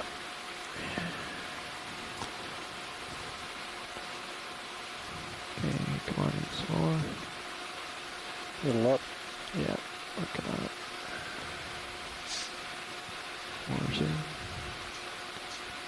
Right there at the transition. Yep. That's an octocoral hanging on against the encroaching horde of zoanthids. It's got its work cut out for it, I'm afraid. I think you're right, Martha. There's another branch toward the bottom that also has some live polyps on it. Okay, let me just nip around the corner before I run out of time here. Okay. We're stopped here about 20 meters off the wall. Can you see right there at the base before you pirouette around? It's the white dots. This is another nice indication of the service, I guess, that octocorals provide for other fauna in the deep sea here. They create a habitat that other organisms will climb up on to try to get access to faster-moving currents and therefore more food particles drifting by them. I'll bring my heading around. It's also a good indicator of spatial and host interaction, because you've got live material there, right, whether it's zoanthid or corals, where you don't see the octoroids on, right? So they certainly prefer to be somewhere else that's not on the live material. Zoom on Sirius. So that's also another interesting tidbit. Yeah, really good point, Tim. That shows it really clearly there. Those opioids don't like the zoanthids, apparently. Oh, yeah. Also, squad lobster down underneath there. Yeah. Can we do a quick zoom? In addition to that, you can see they prefer the coral to being on the rock itself. Yeah, right. That's right. Partial. Huh.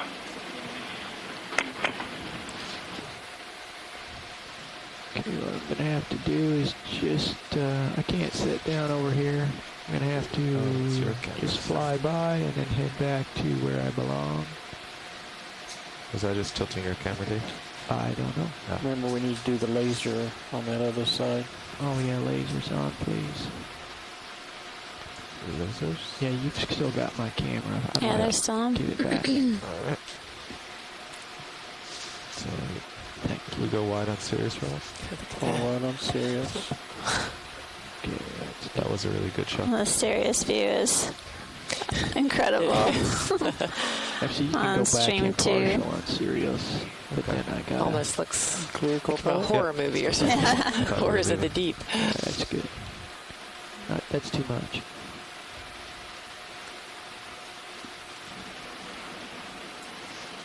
Alright, let me pay attention to what's in front of me. The Sirius view isn't only visibly interesting for us, but the pilots also use a Sirius cam to help them navigate, in particular in this rugged terrain, gives them an idea of what's coming up. Okay, lasers off, please, Carl. Lasers off.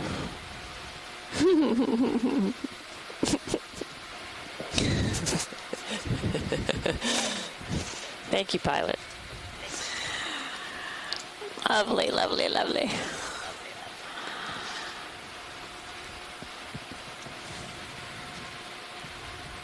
Okay, full wide, please, rolling. Full wide on Sirius, dude. I belong out here. So I guess at this point it's a good time to remind everyone that being out here and being able to take images like this and allow us to see what these animals look like in their natural habitat is such a great resource. Because otherwise we wouldn't know about this, and if we collected it another way, it might not look exactly like it does here. So we're getting great information because we're allowed to stay here for a few minutes and really get some beautiful images. Yeah, there's a little bitty guy growing right now. Yeah, I was thinking of the ones on the stalks where they're talking about, the dots. Oh, the yellow? Nope. The white bottom on the dead stuff. Yeah, just below here, there's those white things. I don't know if they're large polyps or actually barnacles now. I thought they were barnacles initially. Did you see those? There are barnacles. Oh, those. Yeah, that looks like barnacles. Yes. There's a crab. Ready for zoom? A little better view of the squat lobster. Can't handle a little bit more. That's good right there. Cause I'll get jumpy if I.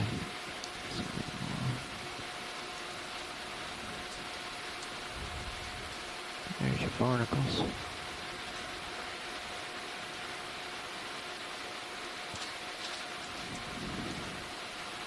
Did everyone see that white crab hiding behind the barnacle? Yeah. Okay, let's it's a squat lobster. Oh, it's a squat lobster. Gotcha. Lasers on this side. Lasers, please. Okay, we're going to walk them up to the base. 10 centimeters. barnacles, maybe Veruca. Okay, full wide. Bob Carney has chimed in with a tentative identification. I guess they've been around for a while. So I'm only 10 degrees to start Quite with, primitive. so I'll just report it. Sirius is full wide. Yeah, we need to get up before we do much else. Thanks, Dave. That was great. That was fun. It was nice. So many things in such a small space. Mm-hmm. I've never seen that a coral like that one with all that much going on.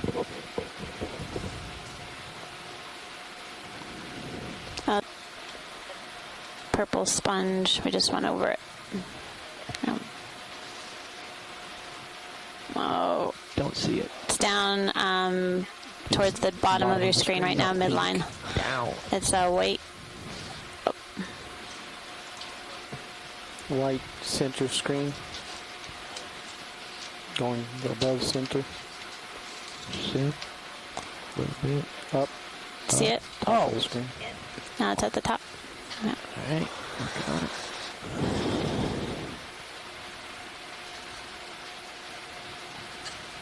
Little zoom. A little more. Very nice. There's another bug And there's below something down there as well. I think that's the same one we saw yesterday. Maybe. They're fast movers. Oh, thought you said snap zoom. No, I said they're fast movers. I thought that's what you said. Fast mover. Came around from the other side of the They get around. Oh, there's more coral down here too.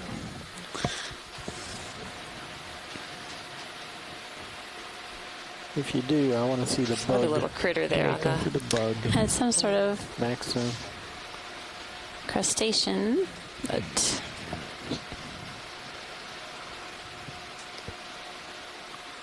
Look, you're drifting backwards.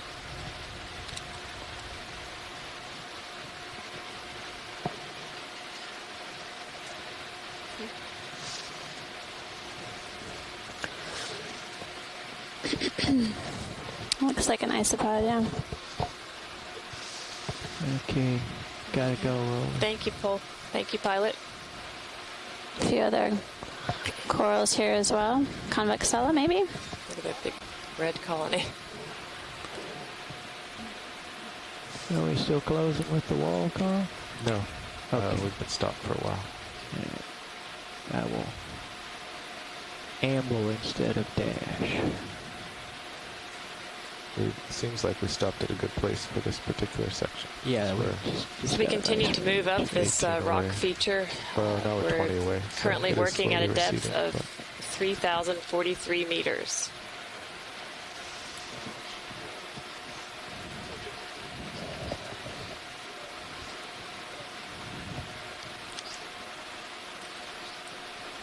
I don't know. Yeah. Can you just go back? Sorry.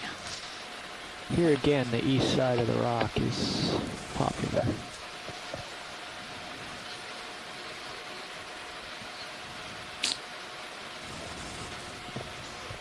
Apologies, video.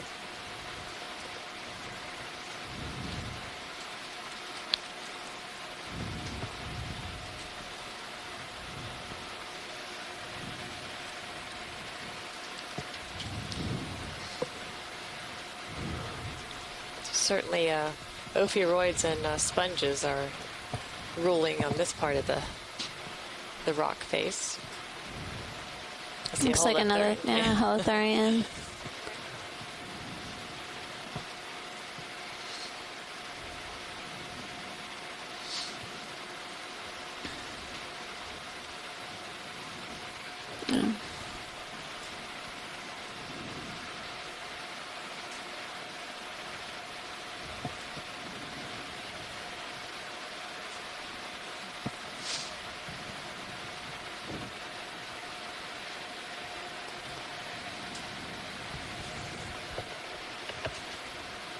Well, Carl, I've way Tulip overstayed sponge? my hour before our swap, and if you want to jump in here, happy to switch.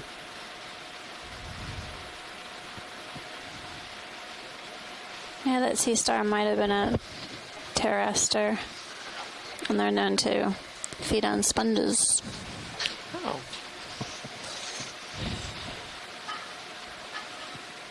So apparently, starfish are, they can eat all kinds of things, not just the calm.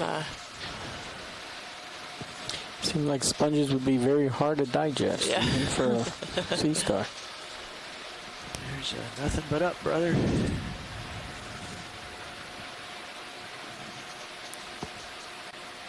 Yeah, maybe nothing.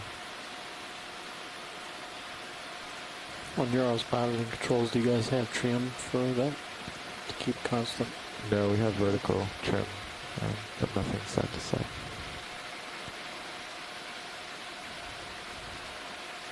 That would get confusing because when you turned it would change. I guess that's what the auto XY is really. Yes. That doesn't work very well on cliffs though.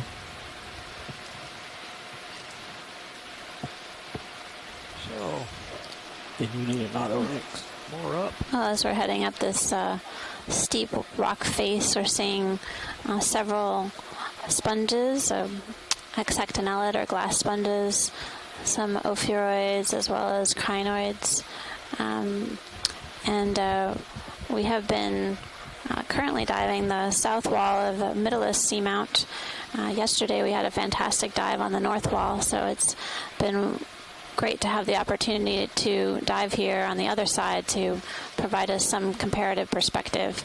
There are several people on shoreside who have been tuning in and watching, as well as contributing to our understanding of the ecosystems, habitats, and the geology of this seamount from federal agencies, including NOAA and USGS, as well as a variety of academic institutions, including University of Louisiana Lafayette, Woods Hole Oceanographic Institution, University of Connecticut, University of Maine, and Temple University,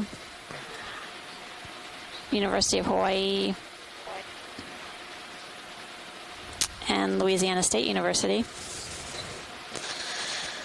We're pleased that you all could join us today. Appreciate that you're taking time out of your busy schedules to watch some deep sea TV with us. Watch the pilot? Yes, pilot. Where's the ECC in Maine? What's the what?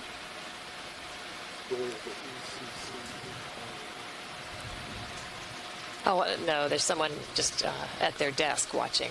Oh, okay. Yeah, there are several people who are watching from their home institutions in their offices, listening on the conference call line and contributing through the event log as well. I see. So one of the benefits of telepresence is that anyone who wants to participate can tune in from wherever they are, and we're happy to have the support because it allows us to bring together a large group of experts scattered up and down the East Coast, and we can all be watching the same thing and comment. You might have to catch up a bit for this to work for you, but it's been interesting that we've been seeing more on these white corals. holothurians on these rock walls instead of where we might expect them to be in softer sediments. So Bob Carney, I know that you're in the event log. Could you let us know if this is unusual or whether there are particular species that prefer rock walls instead of soft sediments? So we're focusing in on a coral here that has several brittle stars on it. For those of you tuning in on I-1, they're basically could be trying to zoom in on these two different coral colonies. Whatever is safe and feasible. You can push in now. Yeah.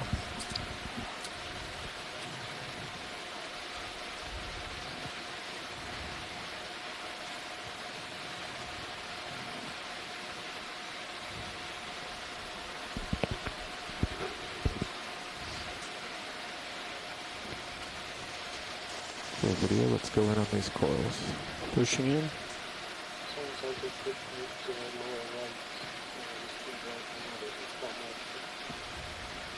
Thanks, Roland.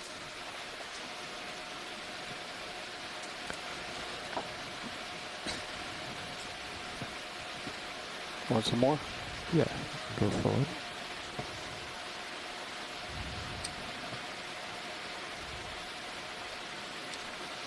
Go ahead, Rich. Great, thank you. So Bob Carney has answered Wonderful. our question Thank you very much. that we perhaps have a biased view of holothurians, since most of the sampling previous to the kind of sampling we can do now has been done on mud with trawls. To go a little but bit through slower ROV work and thanks. And deep submersible work, there have been a few species of holothurians found climbing up rocks, and a few sessile forms as well. Thank you, Bob, for answering that question.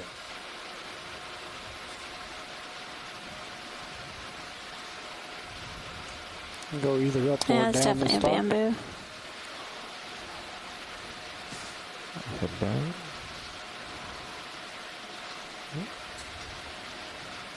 And nudged. Pink polyps of this bamboo coral are quite visible, and we right now are taking a closer look at some of the ophiuroids that are climbing upon it. Pilots now, just stay heads up that the ship move is complete. Thanks, Dan. Picture looks better all the time from here. I want to find some of the open Now we look polyps. for the squat lobster. Maybe at the top. There's actually a coral just below it, and then maybe whichever maybe. one is easier for the pilot to get into view next. Yeah, watch lead. What would you like to see now? There's a coral, I think, just below this one. Okay, let's go out view. That branch down at the bottom. Yeah. Gotcha. Yeah, This one video off looks there, going. so.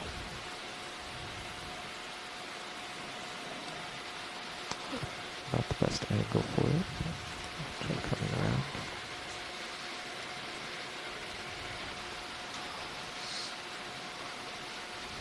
Maybe Paragorgia.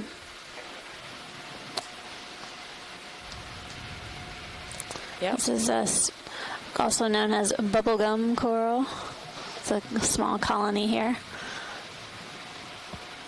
Is that stoloniferen coral as well along the wall? Oh, look at that. Yep, nice sight. Good call, Martha.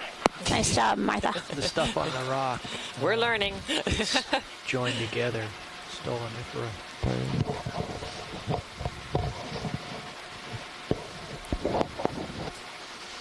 Swimming amphipod. looks like a lightning bug. A firefly. Touching on the right side. There's also a little You guys Prinoid may whip pilot, on but I the upper control lip. Yep. the crowd. I thought I was losing focus or Oh, something. very delicate looking. Zoom, just a little bit of zoom on Sirius. Pushing in. And I think once the pilot's done here, we can go over to the squat lobster. Okay. Right here, squat lobster. Squat Yeah. lobster. Should just be to the right of the. Video. I'm gonna sidle away here. See if we can find it don't again. see it. Go to your It's not- right. It's not on the coral. It's coming up in the center of the screen. Just slightly lower than Please. center. Okay, go in partial. Assuming. This one. Hold it. Down to it. Play all the way.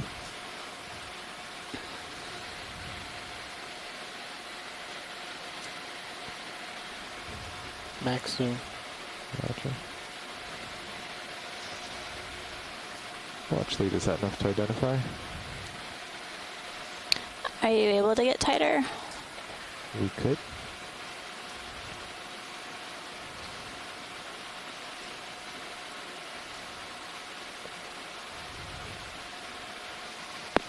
Definitely a Primnoa. Primnoa?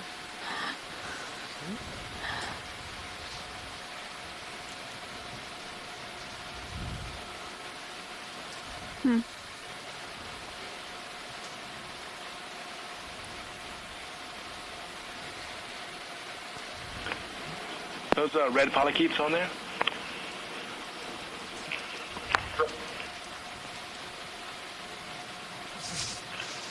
That's a good Looks question. like those polyps are coming out in whorls of 3. They are. Yes. Yeah, I agree, Scott. 3. Just trying to see if those pink things there are actually polychaetes or what. They do look like polychaetes. I don't know. Yeah. I wonder if they're apocopherans, Tim. They don't really have a polychaete-like look. Well, they're not apocopherans, though. Oh, we just went deaf for a moment.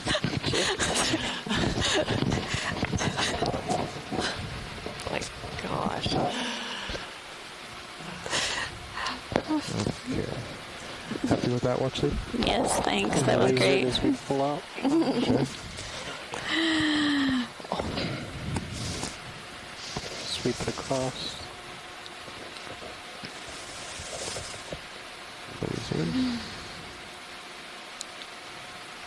And pulling you out wide. Alright. Lasers off. Nice, stable. Piloting. Thank you, pilot. So I'm Mytilus Seamount.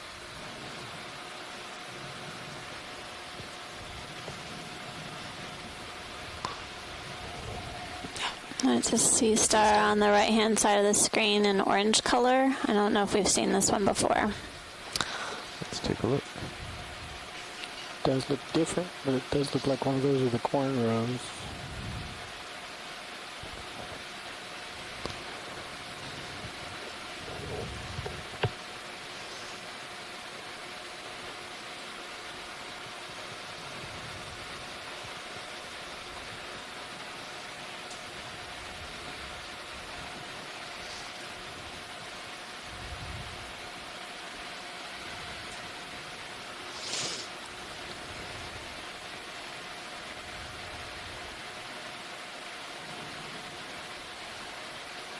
Okay, video, let's zoom in.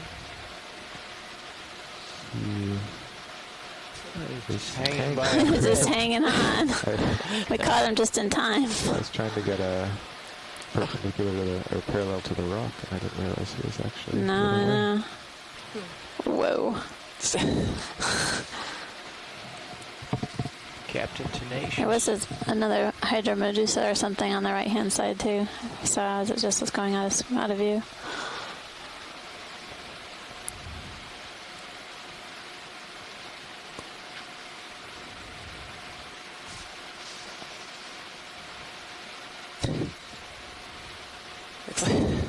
Looks like the brittle star is poking at it.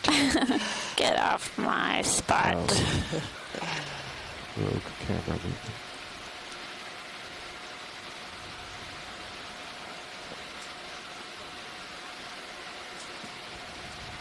A small gastropod. So, word is that this might be the Maximum zoom. Pulling out for the whole creature. Evoplasoma coral predator. Oh, okay. Sea star that we saw yesterday. This time it's just barely attached to, looks like a dead sponge spicules, maybe. Yeah, that's what it looks like.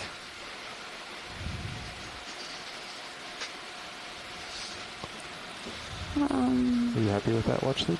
Yeah, thank you. Alright, when you're ready, video.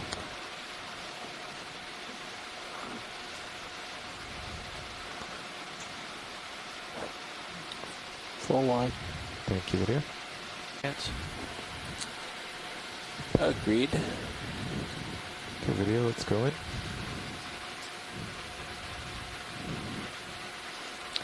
Bridge nav. Could we request a ship move of 20 meters, bearing 010 and 1/10 of a knot, please? Thanks. So there's a dead bamboo with the barnacle, and then there's some polyps on the right hand side of the screen. Can we get a zoom on that top barnacle just to see the plates on it? Sure. We can try and get a... If we can zoom in on the barnacle, that would be great, pilot.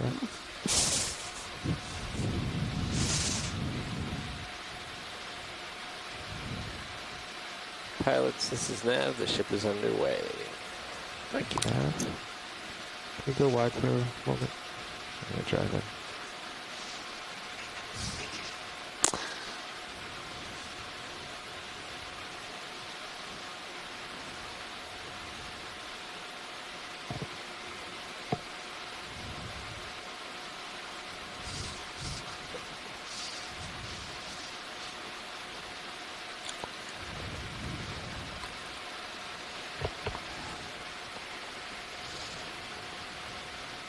Okay, let's try zooming on the barnacle from here.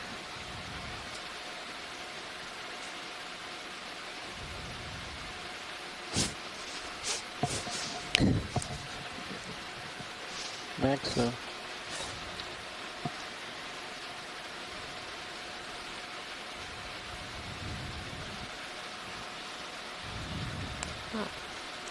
The barnacle has its feeding appendages out. And there's still some live tips, live polyps on this bamboo Still coral. going in. It's not quite dead yet. That's right. Hanging on.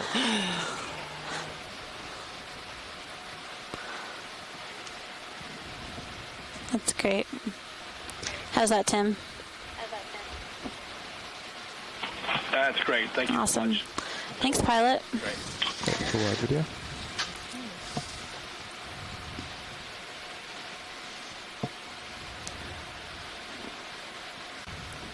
So we have another 20-meter move in. Yep, we've advanced about 5 of it. So Scott Francis sharing that if that dead bamboo coral that still had some living tissue on the end, if the skeleton can get lodged and become more stable, then the coral might be able to make a comeback.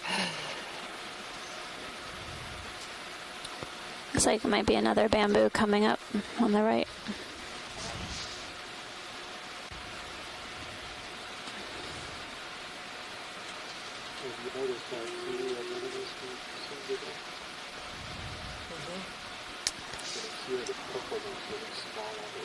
Video, can Oh, we yeah. zoom on this coral?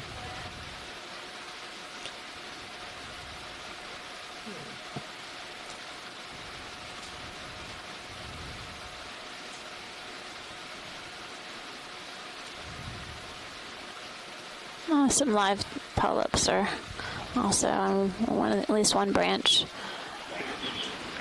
This is a bramble again, right? And these ophiuroids are a little bit different than what we saw, seen previously in this dive. They look very similar, but I'm seeing a little bit of different morphology here on these ophiuroids, so it's interesting. Neat. You see there's also another one on the floor that's distinct from what we see on the bramble. Again, perhaps some specificity there. Interesting. Right.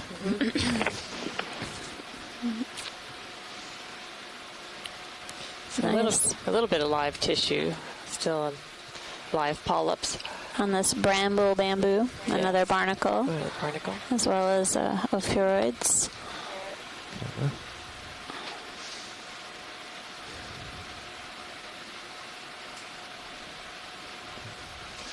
Again, I'm not saying these are different species of ophiuroid. I'm saying that I'm seeing just a different morphology. It looked like the camera was intentionally trying to show the live polyps on the top.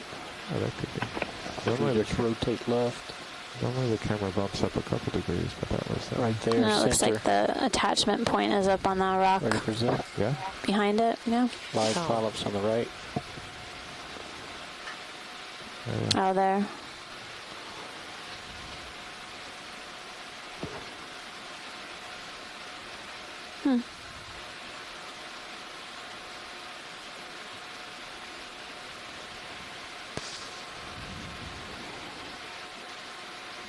Good. Full screenshot of it. All right, go up. Great. Thanks, pilot. Come down a bit. Maybe throw a laser across it. Laser's coming.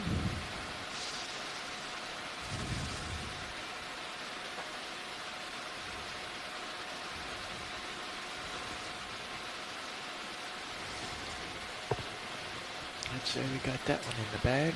Yep. Should be able to count all the brittle stars on it. Onward and upward. Onward and upward.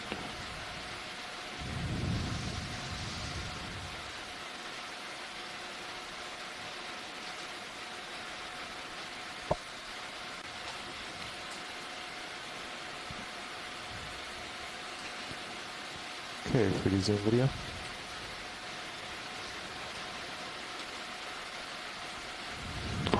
You read my mind.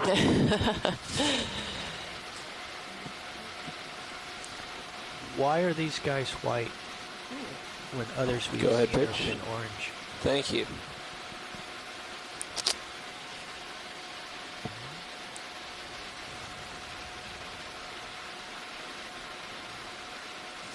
So not all squat lobsters are white. There are some that are orange, some that have racing stripes, orange and white. They come in a variety of colors and color morphs and shapes and sizes. Nice Munidopsis there. Thank you, pilot. The lighting's not great here. It's not the lighting, it's they are so white. Oh, is that it? Yeah, the intensity level is off my charts. Gotcha. So I lose detail. So in order to bring out the detail What is of the characteristic shell, of the I actually have to iris Munidopsis, down. Martha? Let's be advised the ship move is complete. For the full screen. Thank you. I guess we're getting a good view of their rostrum, right? We have. They tend to have a single spine for their rostrum, whereas other groups of squat lobsters have multiple. Center him up. Munidopsis tends to live in deeper waters, and as with most squat lobsters, they keep their abdomen tucked in underneath. So, to identify them, we look at various features of the carapace, including the rostrum, how the spines are arranged on the sides of their carapace, the kinds of claws that they have. So there's a variety of morphological features. And yes, unpigmented eyes. We just had a couple more coral specimens in view as well. There's another coral colony up on the right-hand corner of the screen. Kind of. Right. Looks like we have to move on. Yep. And I can count the LEDs in the J-box. Each of these rock ledges appears, fairly well sedimented. Some fine grain sediment with interspersed with some larger rocks, pebbles.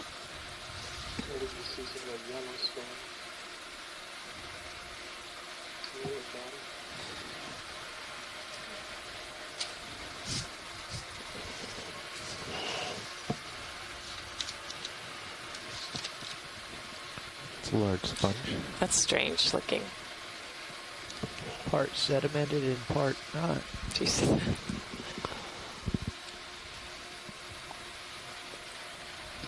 Looks like it's sort of melting down the side of it. Can we just get a quick zoom? It's very strange looking. Science just asked for a zoom. All right, let's zoom on the interface here in the middle. So I have in my notes from yesterday that we saw black coral around 28 meters. That's a zoom. It's like burlap.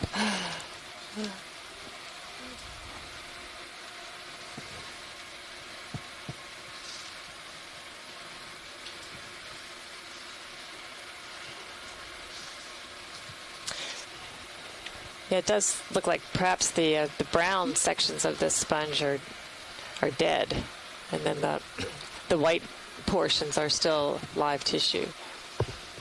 Oh, there's something on it too.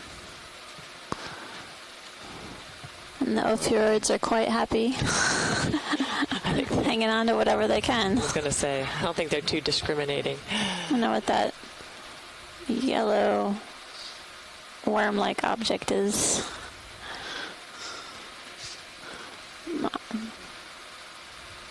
So is the brown stuff algae or something? Could maybe pull out a little bit video. The brown stuff is most likely sediment. It's been trapped. Now, how does the living portion throw off the sediment? It's down at the bottom of it. That's another ophiuroid. Yeah, it's an ophiuroid. Thank you, pilot. You're welcome. For what? All right. So we're at 2975 meters. Local time is 1:33 p.m. You're tuning into the Okeanos Explorer live feed, coming to you live from Mytilus Seamount on the south wall. My name is Amanda Demopoulos from the USGS, and Martha Nazinski is here as well from NOAA. We're your science leads from the seaside. We have several investigators, scientists, experts on the shore side helping support our dive today and our expedition at large. And a Bathysaurus fish. And a few other fish species. Coral in the middle. Sure. That's other, looks like a bamboo skeleton. Yeah, just a skeleton. No tissue. No tissue on it.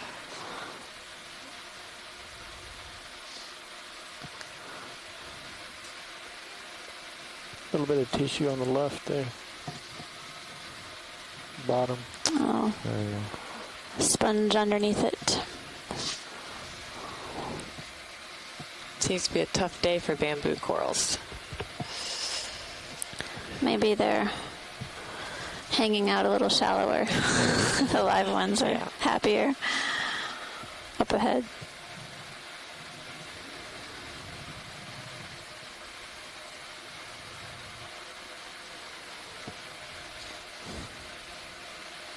Oh, there is one branch with live polyps.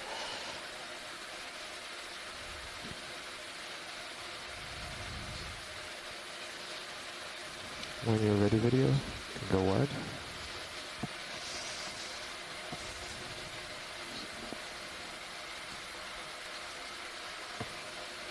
Good afternoon, video.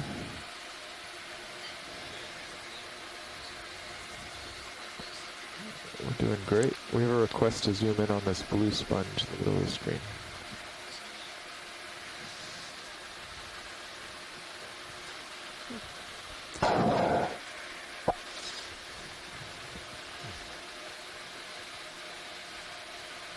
That's quite a collection. Coral stem. And also bryozoan in there. Is that full in video? So do you think that's something we haven't seen before? Steady.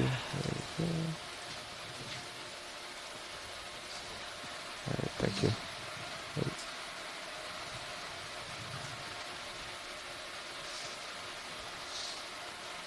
Could just be the lighting as well. Yeah. Thank you, pilot. Yeah, but I think we can call in another 20. Go wide video? Yeah, I was just thinking that. Thank you. I will call them. Something to think about is this is one of the most comprehensive views that we have of Mytilus Seamount. But we have one transect, or one line that we followed on the north face yesterday, and then this one.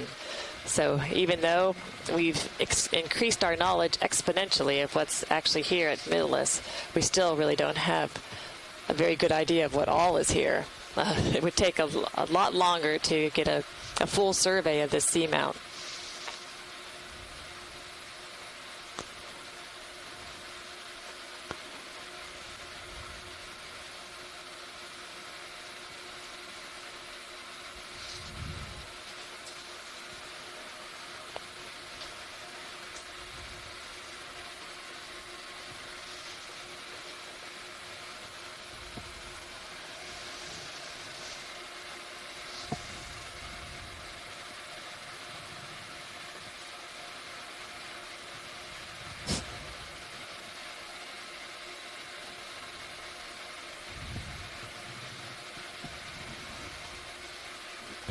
Yep, looks like the wall goes off forever in either direction. A good view of how steep the wall is that we're moving on.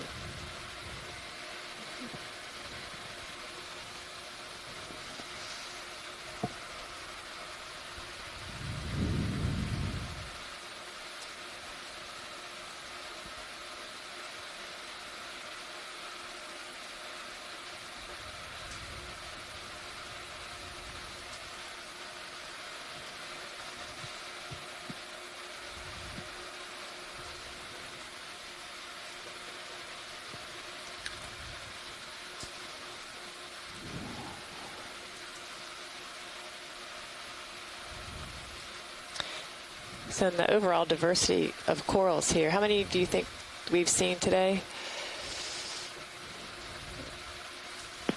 I think we've seen as many as 10 different octocorals. Okay. So rivaling what we saw yesterday. Can we get a snap zoom of that feature in the middle of our screen, just the bottom end of it? Yeah. Here, let's zoom on the bottom side of this rock. Okay, hold there. Oh, some more little sponges. There's a few examples of that really branching sponge that we saw yesterday. Co-pilot now. Go ahead. We have a couple meters left in this move. It's getting close to being done, but I'm guessing we're going to want to wait for Sirius to catch up, given the steepness here. Yeah, there's... Given the verticality. Sure.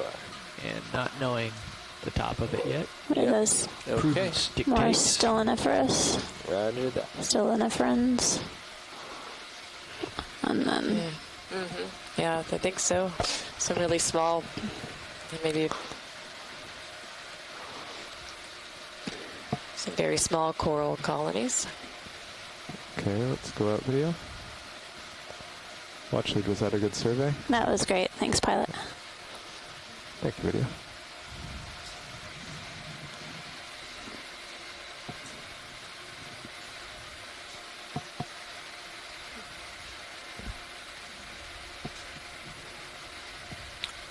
So we just had a view of two different species of corals, the Comagrian and some brittle stars. Okay, let's nice purple color. Yeah, the whole thing. Pretty purple. Oh, brittle stars, I should say.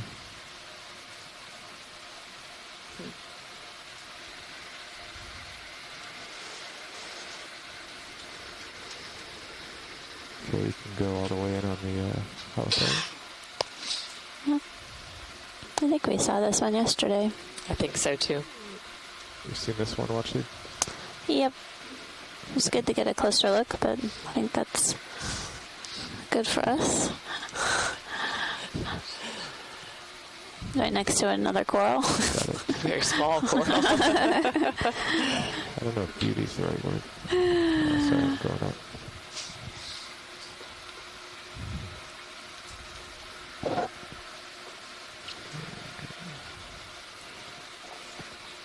Okay. We'll come up.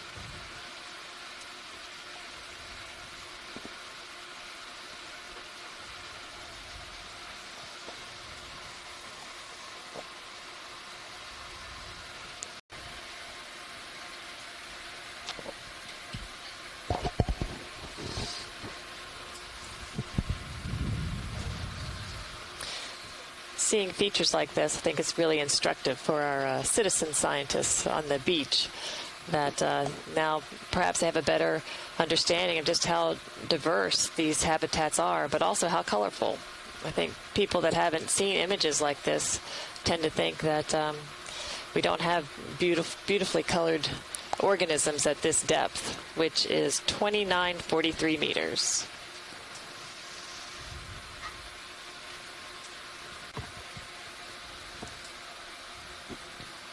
Video, will you snap zoom on those strands across the gap here?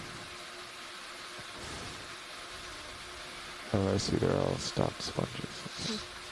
I thought that was a spider web or something. It is interesting how you're crossing back and forth across that small opening.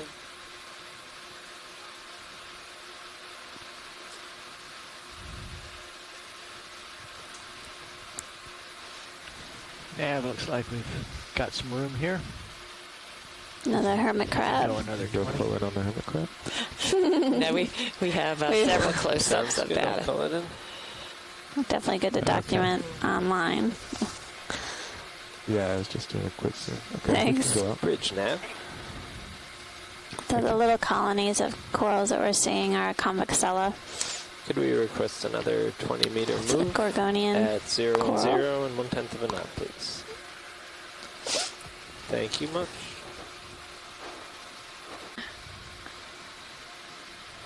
Can we snap zoom on the coral on the left?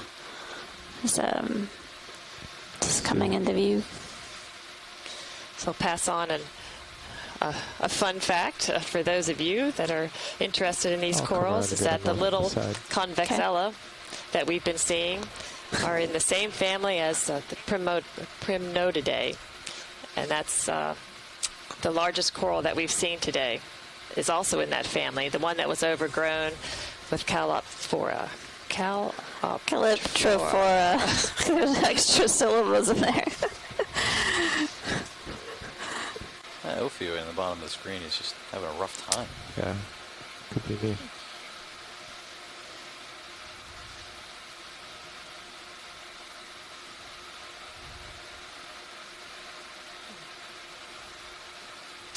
A nice Paragorgia, or bubblegum coral. Looks like a few of the polyps are open. Sorry about that. Scott, I don't know if you noticed, but the base seemed to be yellow. Is that something overgrowing it, or is it naturally that color? I didn't notice. Sorry, I looked away. What? Yeah, there you go. How about now? Sorry.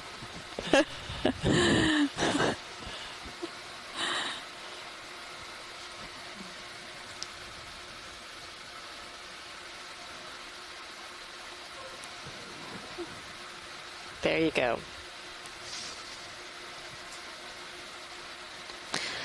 Yeah, that's a good question. I mean, I think it's reasonable to suggest that's sponge. It's certainly not Paragorgia tissue.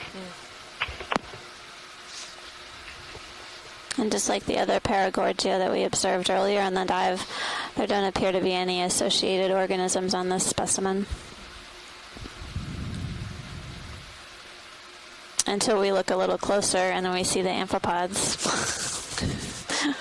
So there's actually, it's good to get a closer look. It's nice to have the capability to actually zoom in so closely.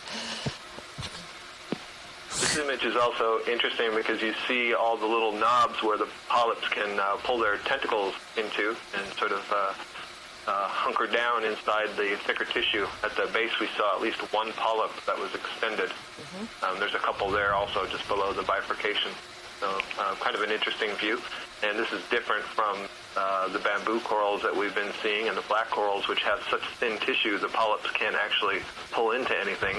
All they can do is kind of curl their tentacles up around their mouth, but they remain exposed. Oh. Thank you, Scott.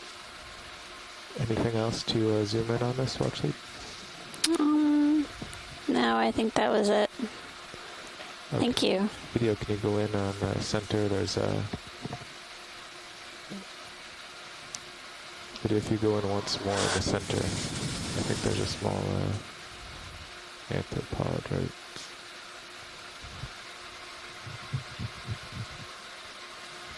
Oh, that is okay. All right. Well, should we get lasers and then move on? Sweetly. All right. Let's go out to the lasers video.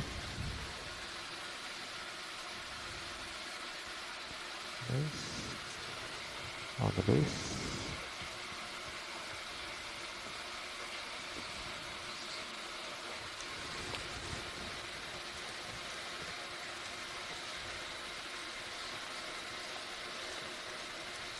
I think there might be two. Is that from?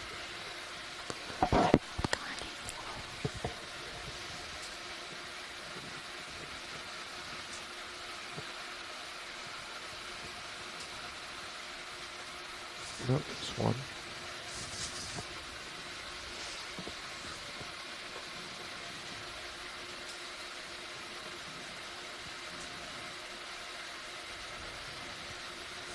Okay, whenever you have your shot video, go out. Alright, yep. Thanks, pilot and video. So we're getting another piece of information about color.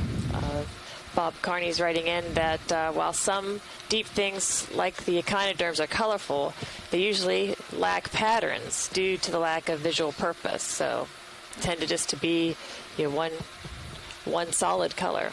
So thanks, Bob. That's very helpful.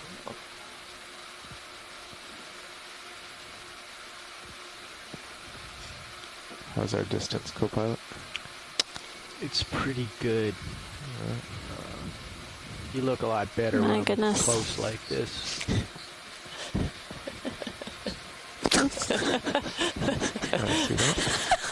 Scott. So Scott, why do you think? What purpose would it be for the Paragorgia to be able to retract their tentacles like that? Why is that advantageous? Looks like a bunch of large sponges here. I guess defense against predation is what I would think, but I haven't actually seen any sort of grazing predator on a Paragorgia. I mean, there are lots of octocorals, the whole suborder Holexonia, that can essentially pull the polyp back into the thicker coenotype. So things like the Parambricia that we've also been seeing on our dives can retract. My suspicion would be that there might be some chemical defense for those octocorals that cannot retract the polyps. All right, thanks. I'm going to do a quick trip test. There are also some morphological defenses on the primnoids. They have those very scaly sclerites or microskeletal elements associated with the tissue. I imagine that makes it a little bit more unpalatable. But it's a good question, and it may come down to some evolutionary history of what the body type is to begin with. Paragorgia, for example, doesn't have an internal skeleton. It's more like consolidated sclerites in a cement. It's kind of thick, and the living tissue is all throughout there, whereas, the bamboo corals, for example, you can see there's a very robust skeleton and a thinner tissue on it. So looks like there's an anthomastus on the left-hand side of the screen. Some other folks have to suggest. I was just curious because this is obviously a very dynamic environment with a lot of sedimentation.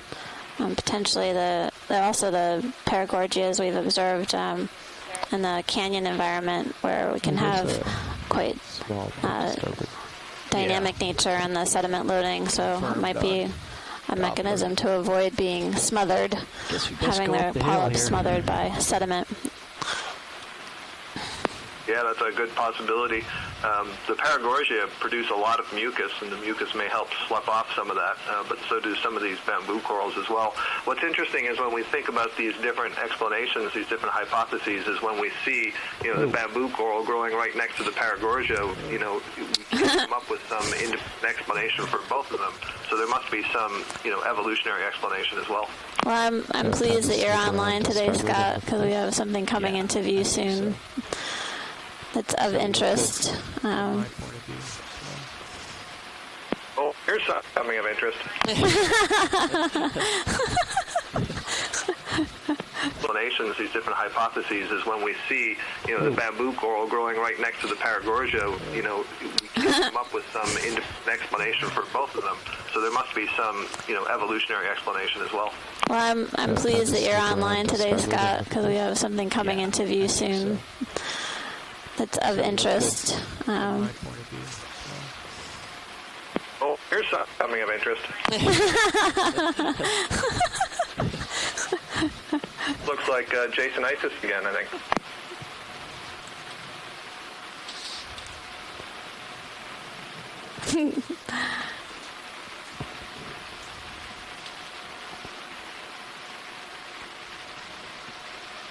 Video, let's get a little zoom on Sirius, please. This is gonna look good.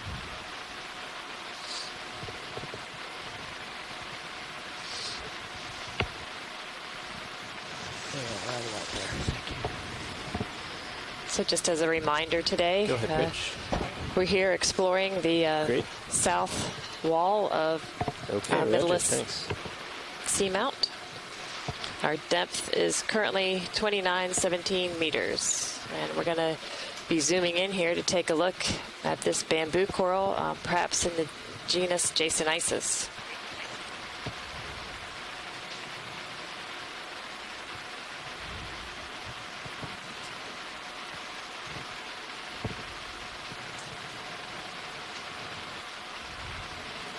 Okay, what would you like to do, video? Do a zoom for focus or just get an overview So was first? Jasonisis discovered using the ROV Jason? Okay. I believe that's what they said yesterday. Is that right? Yeah, that's correct. So maybe the deep discoverer. Yes. That's right. Maybe they also become famous. Yeah, we'll have a mouthful for someone else to produce now. We'll throw in a few extra vowels. Next generation. It's a beautiful colony.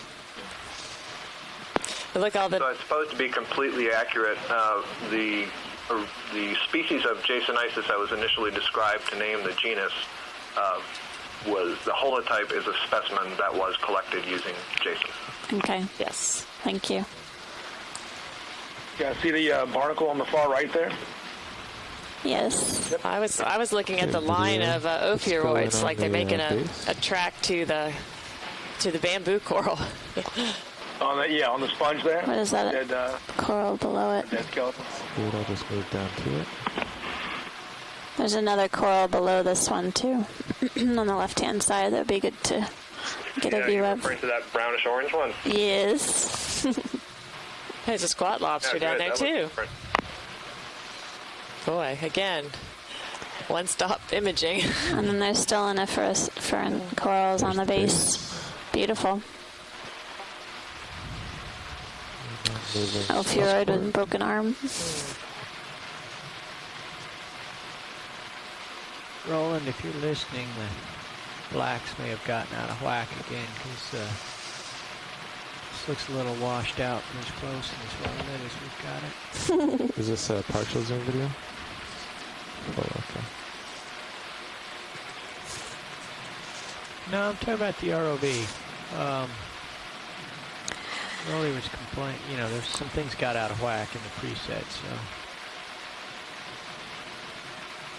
Yeah, I was looking a little. So for those of you just joining us, we're diving at the south wall of Mytilus Seamount and current depth of 2916 meters. So far, this is the largest coral that we've come upon on this dive. Let's go out, we started out a little deeper than 3,100 meters. And get a good laser shot there. Up until now, we've seen several different varieties of corals, but this is the largest specimen so far. You can just go straight up the wall where you are in the knee.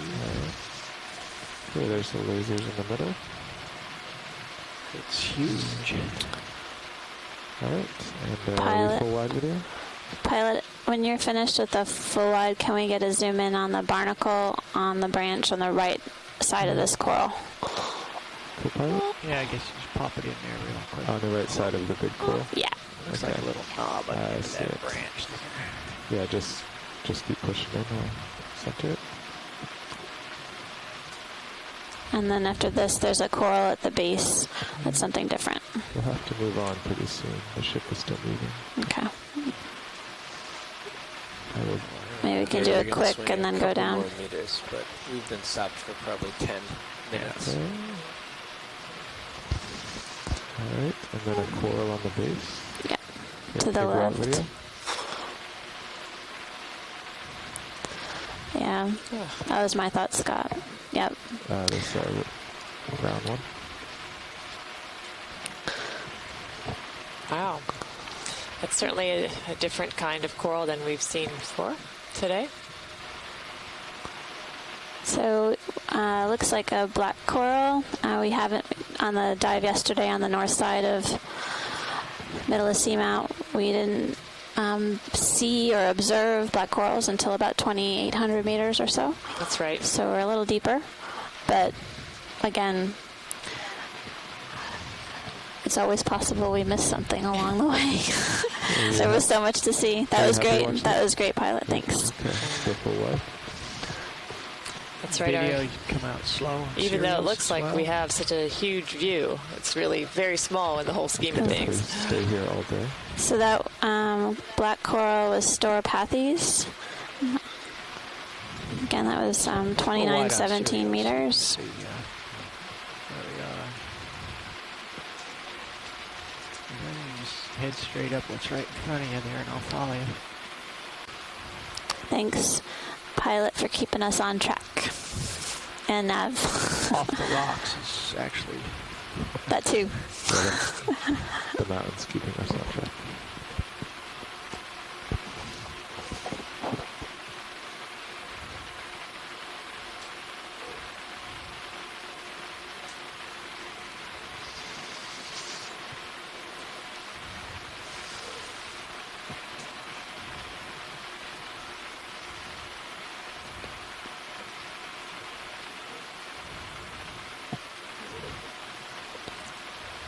I think we can go another 20 now, Nav.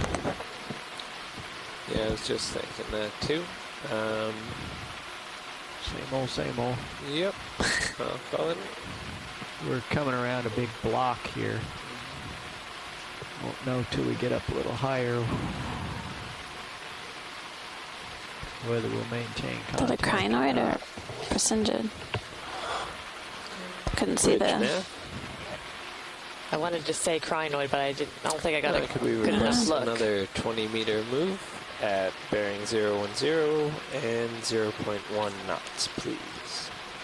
Thank you much. Oh.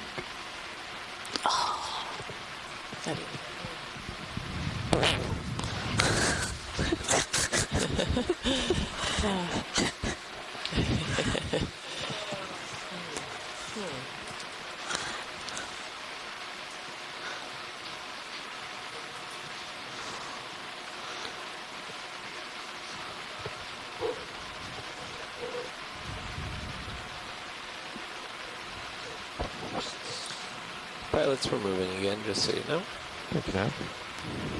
Looks like we're coming up to some more corals up ahead of us.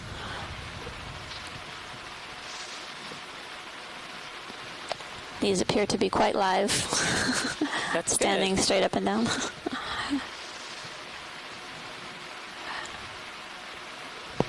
It's quite interesting the rock features as we progress up along this slope. And Jason Chater from USGS is mentioning that these benches or ledges look like lava terraces.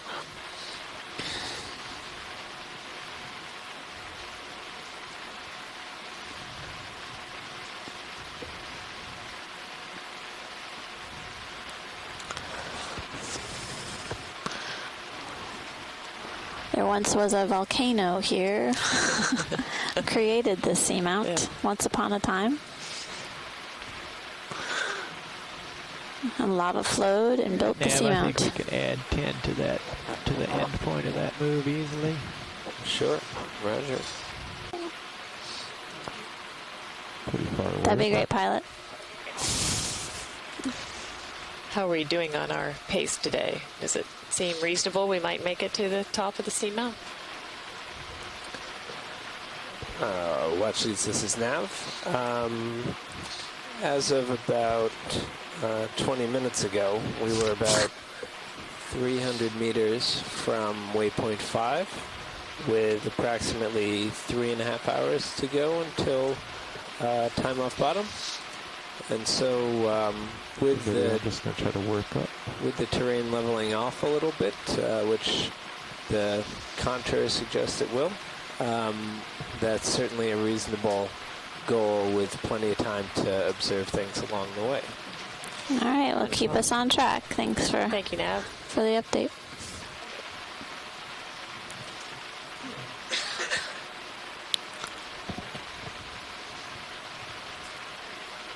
This is another bamboo coral.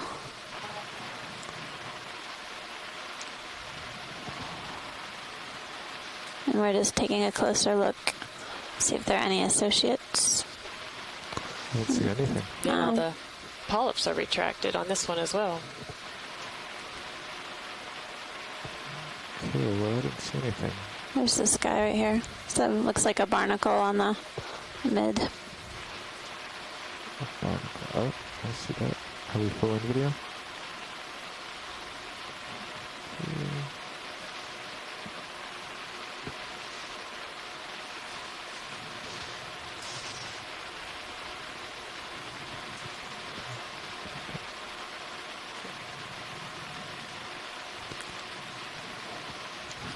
Oh, looks like a couple barnacles, maybe.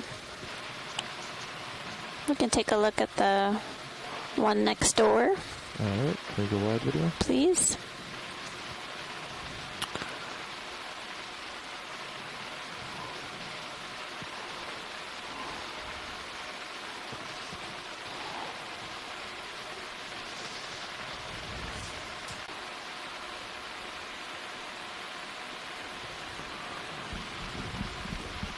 Pilot, are you noticing any appreciable current today? Yeah, there's a small current now, kind of once we got over that top of the cliff from port to starboard. Do you know which way it's pushing you? Would have been pushing northeast. Yeah. Roughly. Northeast or east. It's very slight, though. I mean, compared to what we've seen at Seamounts before, it's minimal. Thank you. Alright, video. Let's go in on this coil. Go in full and I'll work around.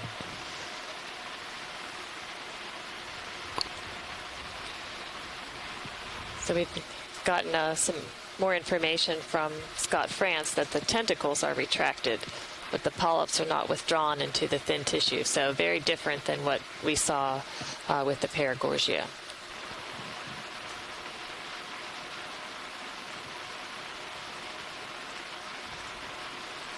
I'm getting a nice view of the nodes on the bamboo coral.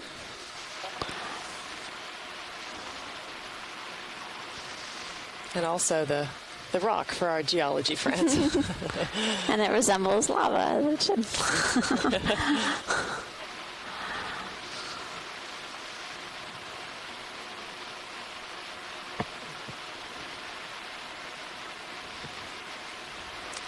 Looks like an ophiuroid with a crinoid and some barnacles. It's a great shot. Everybody's closed up, though. I wonder what happened. A 5-ton ROV cam. Pretty barnacles. Yeah, but we haven't caused other.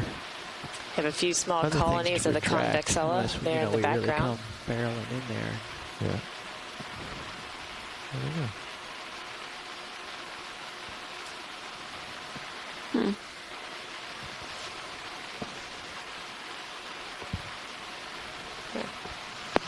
I just heard Dave, the pilot, making that interesting observation that everything's closed up here, and I saw that earlier. Polyps were withdrawn and barnacles were closed up, and there was something else I don't remember at this point what it was that was closed. It's kind of interesting. Okay, I want to frame it video. Well, actually, are you happy with these two corals? Yes, sir. Okay. That was lovely. Move on then. Alright, are we...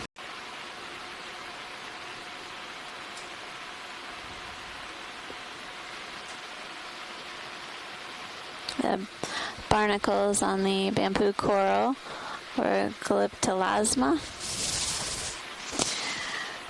ID'd by Tim Shank at Woods Hole.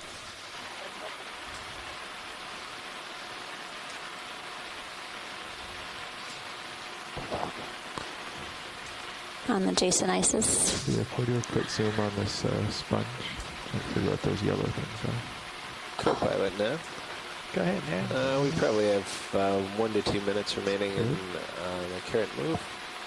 Would you like to extend this one or wait a little bit for Sirius to catch up? Well, it looks like... Oh, there's another something on the right-hand side. I'm tempted to tack on another 20 meters, to tell you the truth, but All right, full wide video. We haven't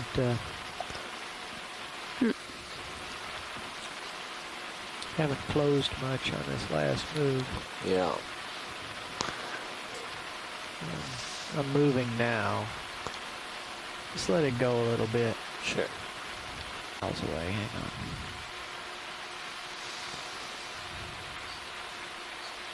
Well, welcome to the conference line. And thanks everyone for joining us today on Mytilus Seamount. Okay, go in now. I think we might have seen this one before too. Yep. It's Mr. Fuzzy. Hold that. Just now the co-pilot. Yeah, don't confuse the pilot.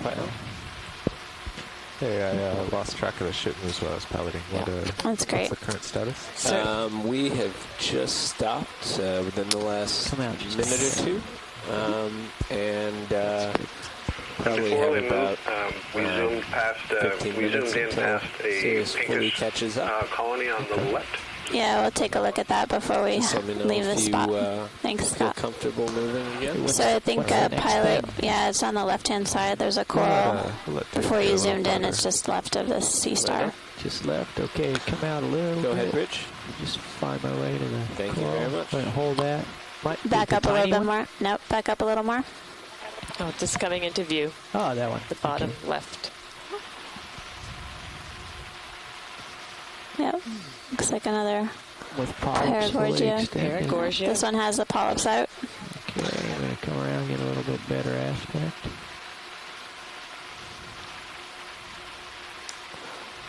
And then there's something else at the base, but we've also seen these scattered throughout the dive.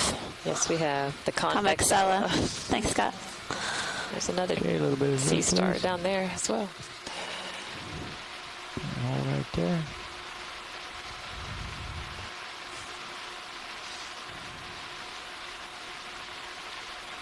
Beautiful. So we got to see two contrasting views then of Paragorgia, one where the polyps are extended and the other where they were all retracted. So Isn't that a nice contrast? It is, because you know, we don't always see them in both ways, with the retracted and the extended. In fact, you can see the same thing for the Convexella. Just to its lower left, you see that there are some polyps, they look like just white buds. Those are pulled in, and others that are extended out. Oh, excellent.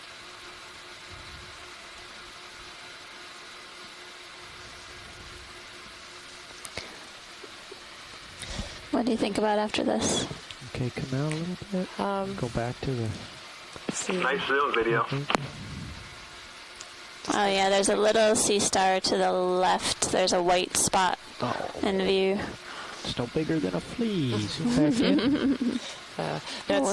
It's nice to get both views, because particularly if you're trying to identify things, you know, some of the characters are on the polyp and some are on the skeleton. So if the polyps are retracted, we can't always make the best identification that we can. That looks like... What is it?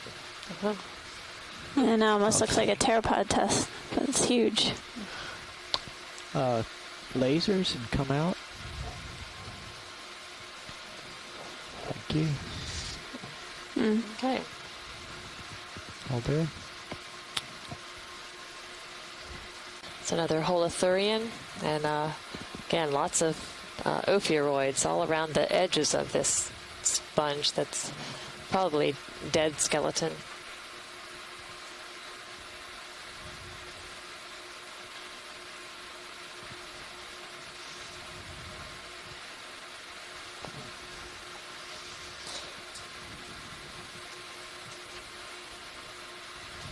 I don't know if others have noticed this, but several of these ophiuroids have the tips of their arms curled up. Is there a reason for that?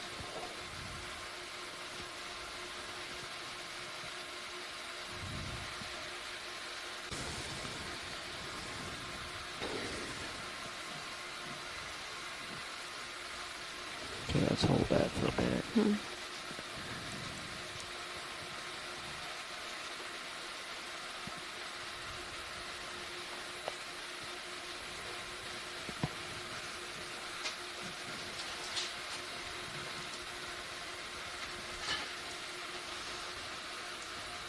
Getting a close-up view of looks like several sponges. Okay, come out a little bit as I approach. That's good.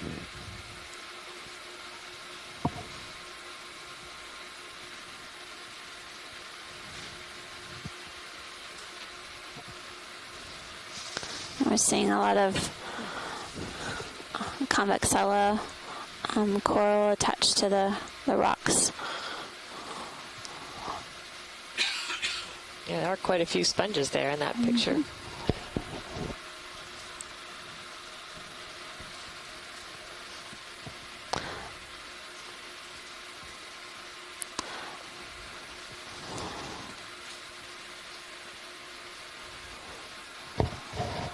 Yeah, it looks like convexella, what we've been seeing earlier. Okay, let's come wide. Like blades of grass.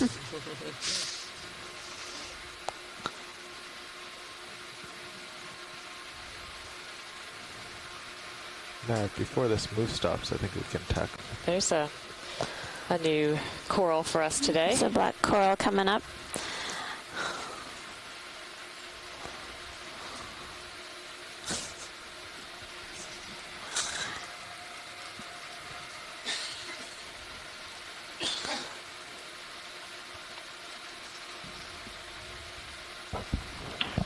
Is that a branched Brentipathes or a Tractopathes?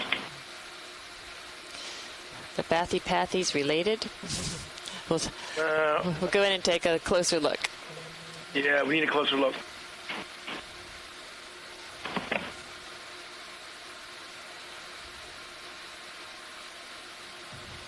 Go ahead, Rich.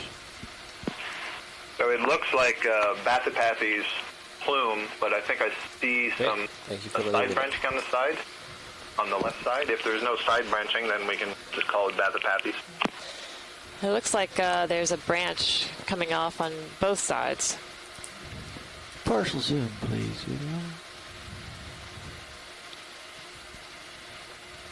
That's good. We can... Yep, I see at least 3 different branches. Yep. Right. You know, this is one of these interesting questions about colonial organisms and their ability to grow in different shapes. And is that an effect of genetics, or is that an effect of the environment, and so on?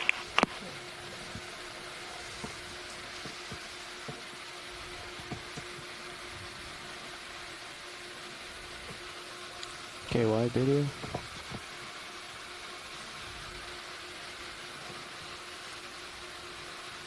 Scott, are you calling that Bathypathes? I'm calling that Bathypathes related. Yeah. So it could in the end turn out to be just another species of Bathypathes, but we're holding out that it is possibly a new genus, and that's reflected by the fact that it has these side branches, because the definition currently of Bathypathes is that those pinnules don't sub-branch. Right. Okay. So current depth is 2875 meters. Harvey is looking due west at the moment.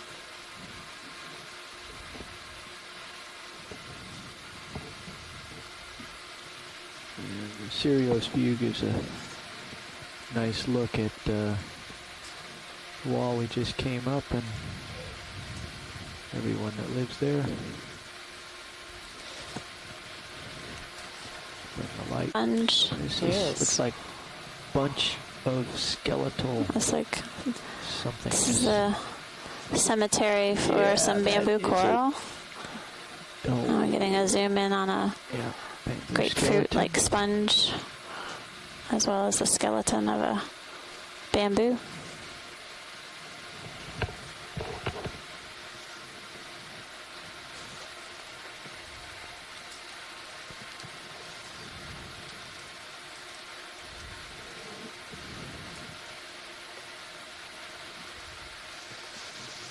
Okay, wide, please.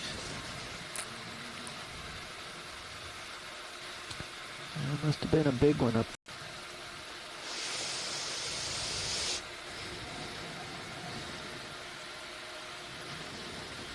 Some of these sponges are quite large. I'm going to slide over so you can zoom Sirius and get the scale of this scene here. It's a nice view to show how steep the feature is that we've just been coming up.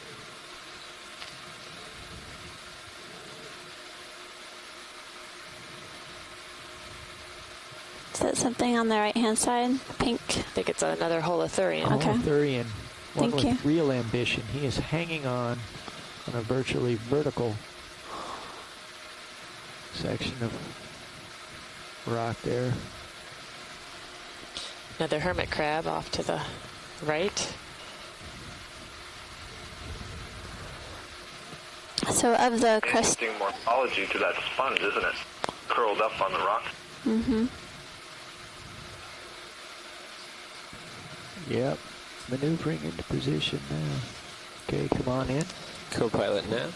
It's like, okay, go ahead, Nav. We are approaching the end of our that is interesting. 40-meter move. If not, you'd come out a little there. bit. That's too much for me to bear. Hold that. That's good. You should start feeling serious moving forward anytime now. Very good. Looks like it's set down roots. Wants to hang out for a while. Yeah, we're on an interesting cliff here. Okay. Yeah, we've definitely seen that one before today. Go in a little bit.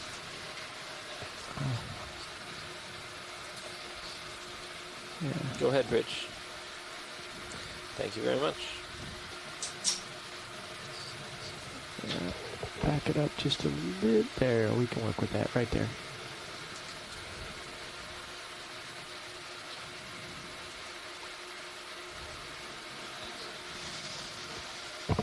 I'm not flying, I'm floating, but... Okay.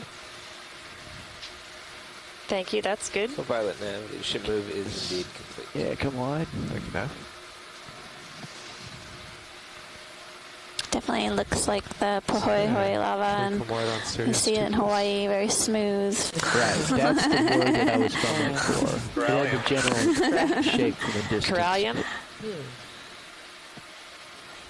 And it has some That might ophiuroids. be Corallium basirubrum, the species that Slotline described. Keep in mind.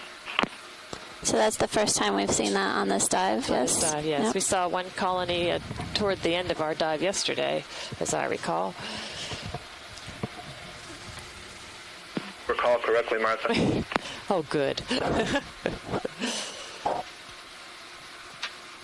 Okay, out we go, video. There's some ophiuroids on the tips of the branches. And as we zoom out, we're seeing a variety of different sponges as well, which have decorated the walls of this dive, the entire dive. Thanks. Coral stumps.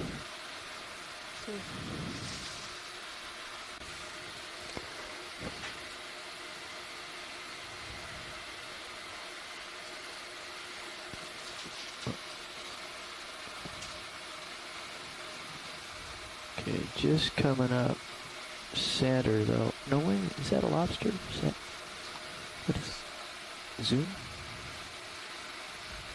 Hold that. Oh. It's just a what more zoom? It's got a different center. Hold, or is it upside down?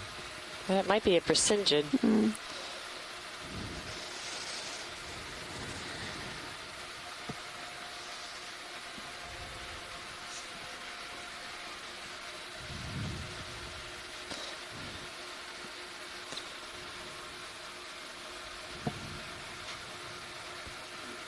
Looks like one to me. Yep. I think so. Maybe Go ahead, Bridge. We'll wait for Chris Ma. Okay, thank you. I have an opinion, but we'll wait for him. Phoning a friend. Bumble into this sponge here.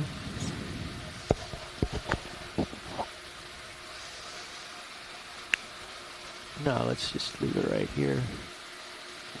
I get dizzy when you rack in and out. Sponge on the way out encrusting this coral skeleton.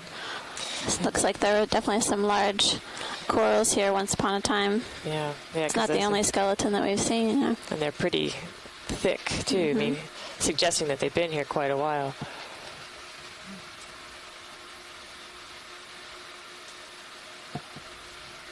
So we're in view right now is another sponge, another glass sponge or hexactinellid. This one is this form of sponge we saw on the dive yesterday as well, and we've seen it throughout this dive.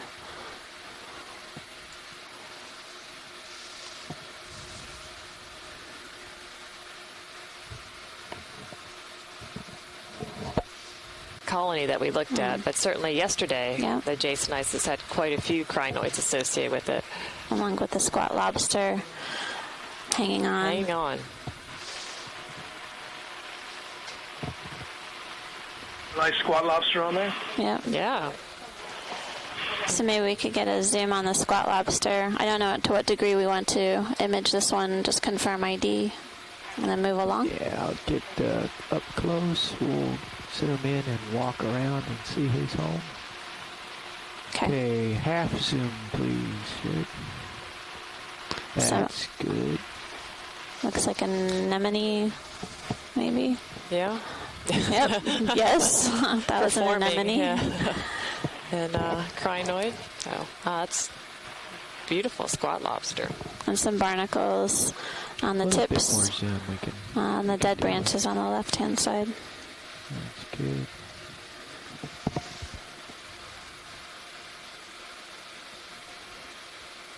Yeah.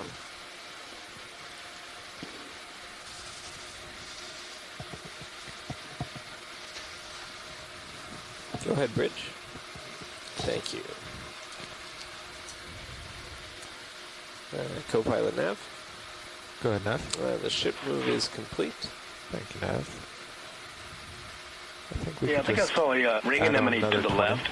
When we're done here. Start again at we'll pan back to the left. Continuing at due north bank. Yeah, that's where the terrain's going.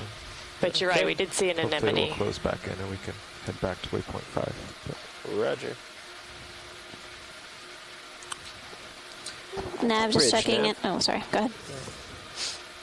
We get 2 could for we 1. request another 20-meter move? 000 bearing at 0.1 knots, please. No, thank you. Another squat lobster and All right, thank you. close to the base of the coral. Co-pilot starting now. And then it looks like a sponge with the sponge holding on the end of it. Yeah. 2 different sponge types, maybe. I think so. Yeah. Like I say, the majority of sponges we've been seeing have been glass sponges, Yeah. but that looks like it may not be a glass sponge.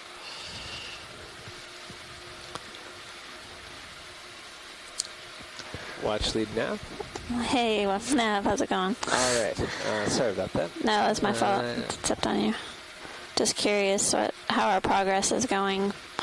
Progress is pretty good. We're just about at waypoint 4. Okay. Although the tracking is a little wacky.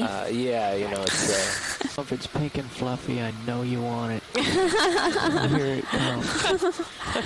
You know what I like? Zoom.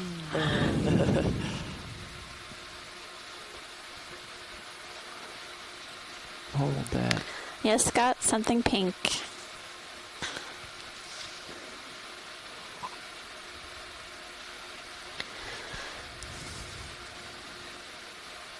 Okay, more zoom. The pink I was referring to is when Martha suggested we pass the corallium. This, though, is a nice bamboo. It's a whip. And so the question is whether this is a, quote, lepidisis, which is the genus that the whip-like bamboo corals are currently placed in, or if it's one that's going to begin branching once it gets a little bit larger. And if it does, it would typically branch towards the top. Oh, but maybe we're zooming in on a branch at the base there. There's 2 separate stems coming out of the base. There's definitely a branch at the base of it. Is it a branch or 2 separate stems? Hang Wow. on. Let me go back down. Okay, thanks, Dave. So this is a branched colony, so it wouldn't be a lepidisis in the current definition. Thanks. Well, we're going to take one more look just to make sure. Thank you. 'Cause I thought I saw There we go. It's more zoom, please. Well, it's a tough call because there's what appears to be a broken off. Yeah, there's clearly, 3 branches coming out there. Coming out, but it's all really close to the base. Thank you. Okay, wide.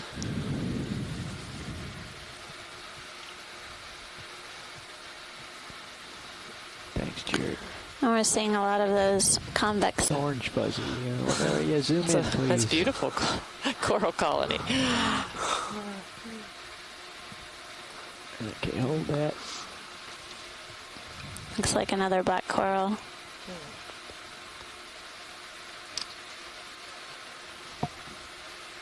Yep. Multiple branches. Can we get the lasers off for a second? I think this is a very large colony of Storpathes. You don't usually see them quite so big. No, so let's go zoom in some more because I don't see any associates. They can zoom it. We'll actually put some lasers on too, Dave, before we leave. Okay, get the lasers on. There's something stuck right there in the top center focus set. It's just some of that stuff. Some of that. Okay. Down. Stem. Base. Lasers are on. Roger that. We're just going to rise up a little and pull out for lasers. Here we go. And out more. Okay, lasers off. Lasers off. And there's one for the photo album. Yeah, beautiful.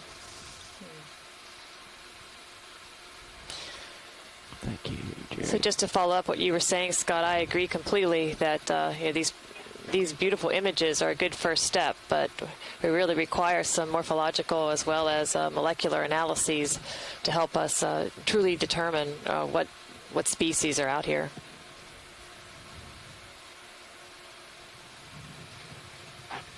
Hey, that was a really bushy Storpathes. I don't remember seeing ever that. So we'll continue moving up this feature, taking a look to discover and document the different kinds of animals that we're seeing. We've seen some extremely interesting corals today, as well as a high diversity of sponges. Our current depth is 2820 meters. As we explore this, the south side of Mytilus Seamount. I changed. Zoom in and have a look. That's good. We have arrived.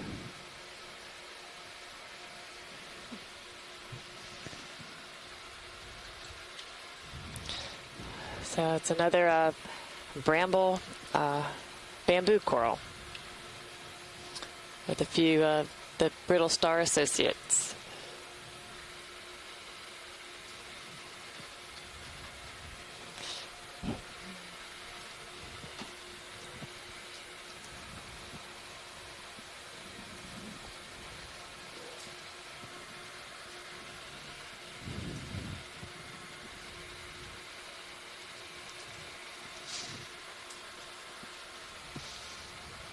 Okay.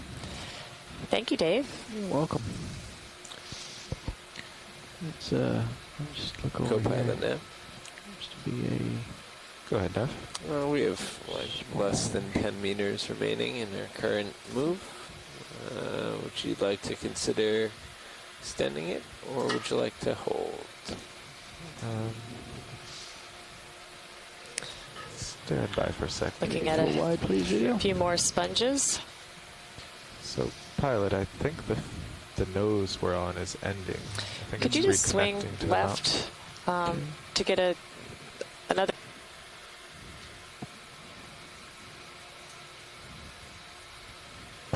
Okay, let's zoom.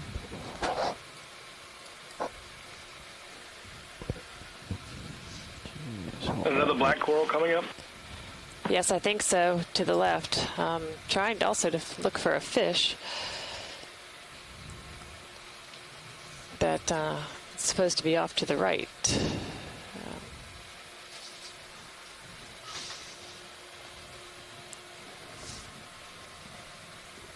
Okay, let's come out a little bit. That's beautiful. Thank you, Dave. See some holothurian scat there. And then looking left, there's the black coral. Just a little bit of it. And there's a shrimp, but the fish. Let's see if I can come back looking right. I haven't frightened the fish away.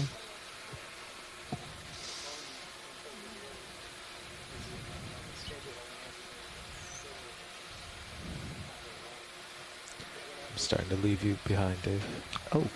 But the train is fairly flat, so another minute, and then you can for the next one. Oh, the fish? Oh yeah, we're far past it. Don't worry about it. Okay. Yeah, the fish is long gone. We had to get moving. There was a coral and a fish. Should we do another 20-meter move at bearing 000 and 0.1 knots, please? Thank you.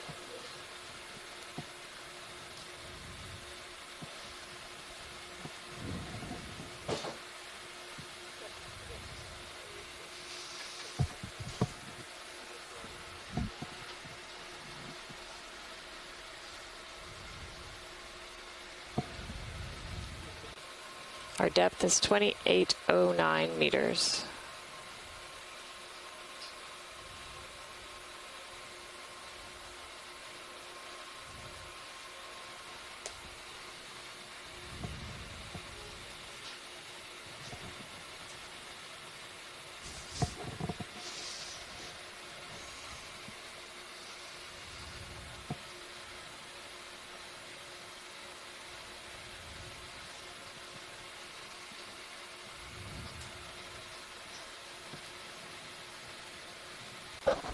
Go ahead, co-pilot.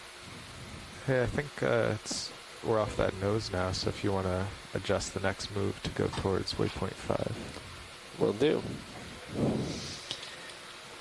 So here's another rock feature with a lot of glass sponges, several different morphologies, as well as these yellowish sponges.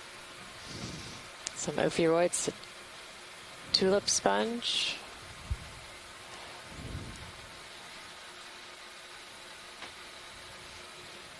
Oh, a squat lobster. Aren't I, Carl? Yeah, just had a little tug.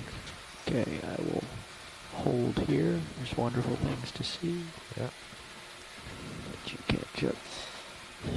Could we zoom on the squat lobster, please? Certainly. Take us in, Jared.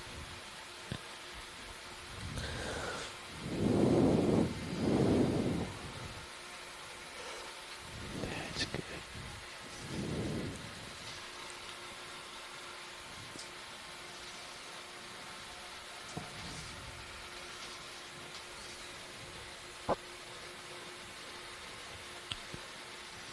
I'm gonna approach slowly, just track focus as I go.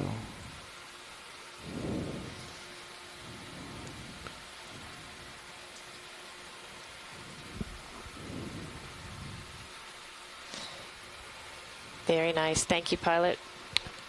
Okay, let's come out.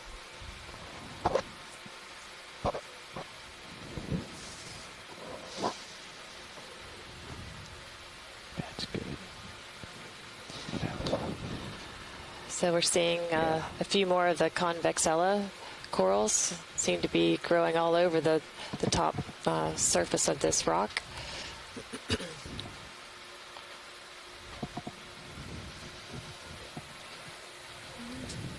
We can continue on as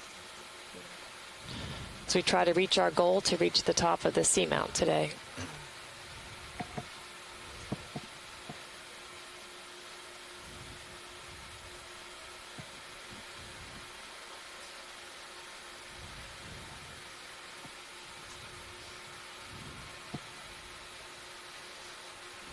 Left, pilot? When we complete the move we're currently on, can we request a 40-meter move at heading 020, and still at 0.1 knots, please. Sorry, I was looking out too far. It's a sponge. Okay. Well, you can't. I mean, you could change now, I suppose, if you like. No. Yeah. Either way is fine. All right, thank you. It's a fish. Oh, okay. Let me try to get around. Hopefully this is better than that other fish we were trying to find before. So let's just say we haven't seen many fish on this dive at all, so any fish is of interest, of course. Okay, let's zoom. Definitely getting a good view of its back end. Jonax. We've seen these in the Gulf of Mexico, too. And in the southeast.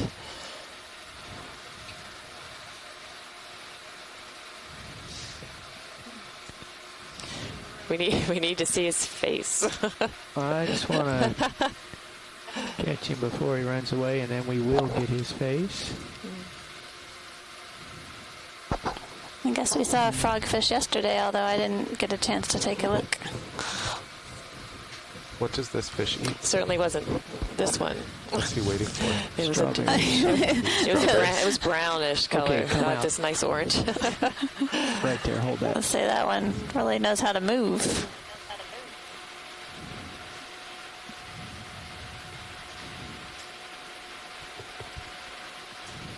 Oh, our depth is 2803 meters.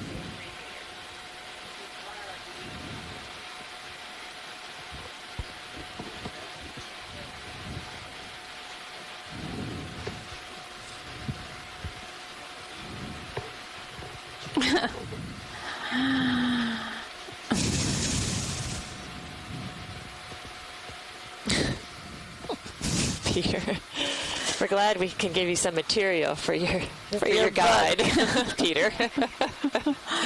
How do I ID fish from the backside?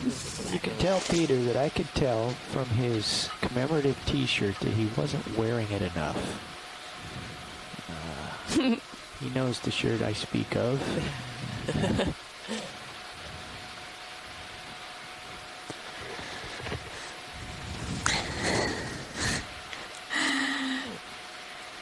Zoom.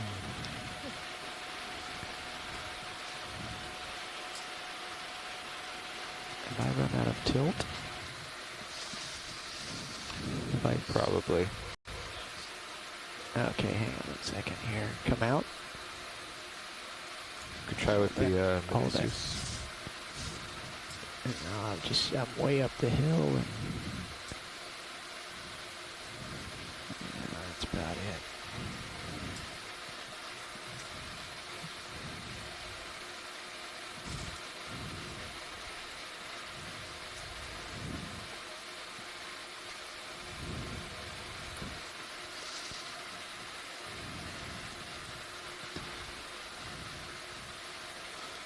Okay, let's try again from here. Oop, oop, oop. Like I still got to back It's up. nice that the fish has stayed in one place. Not easily scared, obviously. It's being By this cooperative. enormous beast behind it. Oh, I spoke too soon. He's not that fast. Oh, that's too funny. Just hold on.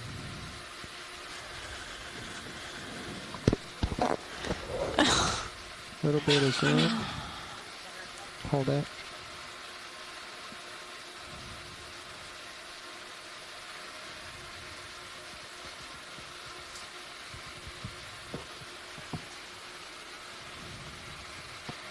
Coming in for a landing. Woo. I like the little fins on the front. It's like Yeah. he has 4 legs. Lands just like a duck. Wow.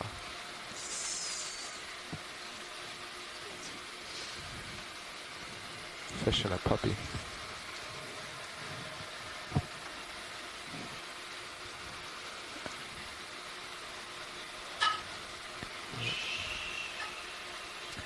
And after this shot, Dave, Hold I that. am beginning to pass over. Beginning to make you nervous? Okay. A little bit. Up. All right, that was the end of that. Thank you, pilot. Go wide. Okay, Jared.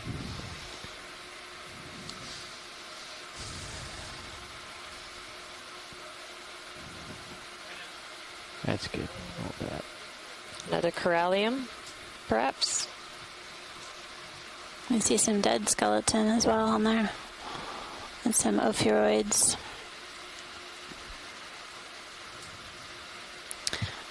Corallium. This is our third specimen that we've seen on this dive, I think. I think so.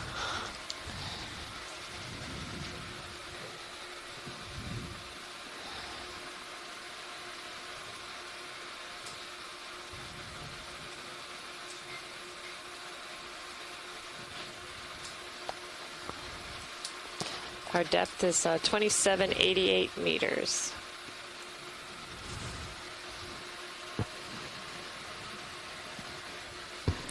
Okay, we can do a little macro and look at polyps.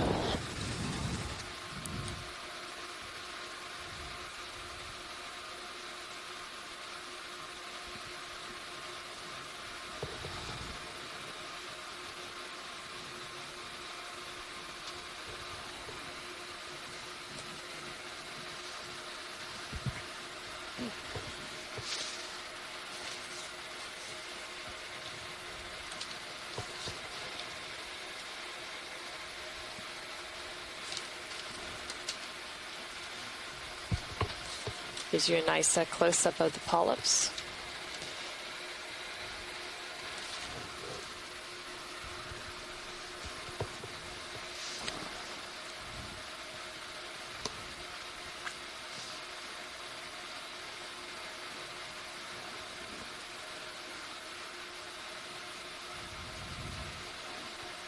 Okay, let's get mine. Thank you, pilot. You're welcome.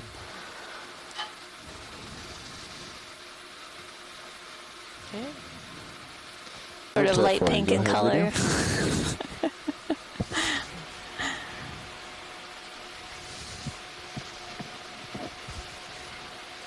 Looks like a bamboo.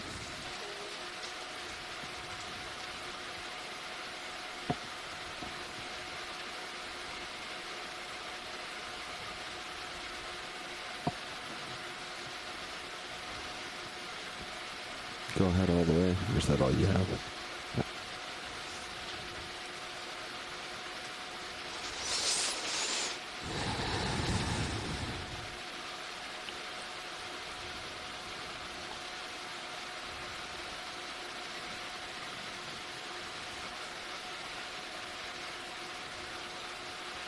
So this is definitely a bamboo coral.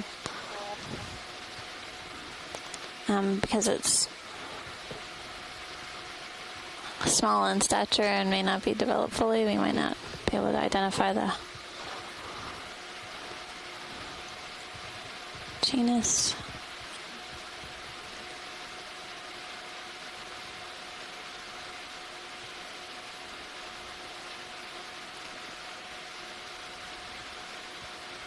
Anything you want a closer look at that might help that?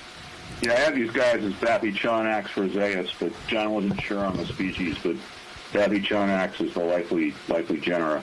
Okay. Thank you, Peter. I think that's good, pilot. All right, let's come on then. Thank you. So this, the branches at the base seem to come out kind of in an arcing way, curving upwards, and that's what I was seeing at the base. Well, we did actually get extra bottom time today, so that was fantastic to have a little extra time to examine Mytilus seamount. Yesterday's dive and today's dive represent the most comprehensive biological investigation of the seamount, and I would say potentially geological in some ways in terms of up close and personal. I think so. Images of the rock features, the sediment drape, etc. A lot of stuff out that way. Josh, Bobby is 20 meters in front of me, and the But wall even though is further than we that, call so why don't it the we most move, comprehensive survey, 20? The ship is moving we still right have now. a lot more to learn. Yeah. Just That's a good idea. getting a small glimpse of what really is found So here on you're these going to seamounts. probably end up where Bob. Depth.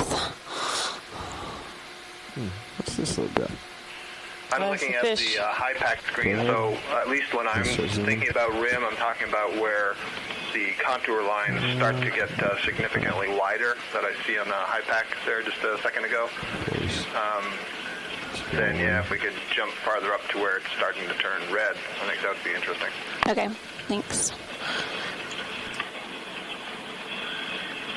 How you doing there, Jeff? Don't you get in front of you? No, I'm good. I'm fine.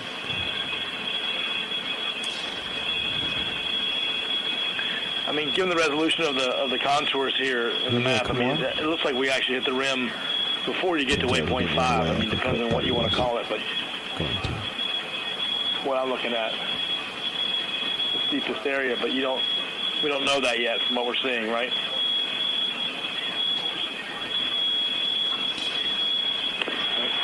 Okay, you can rest up. Go back here. Okay, the depth is 2753. We're taking some images of a fish, I think a rat tail.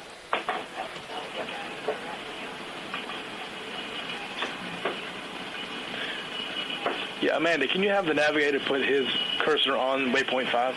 Oh, sorry. Thank you, pilot. Yeah, let's come on. Sure, Slide. This is Okeanos Video. Can you please mute your microphones if you're not actively speaking? We're getting some feedback. This is waypoint 5.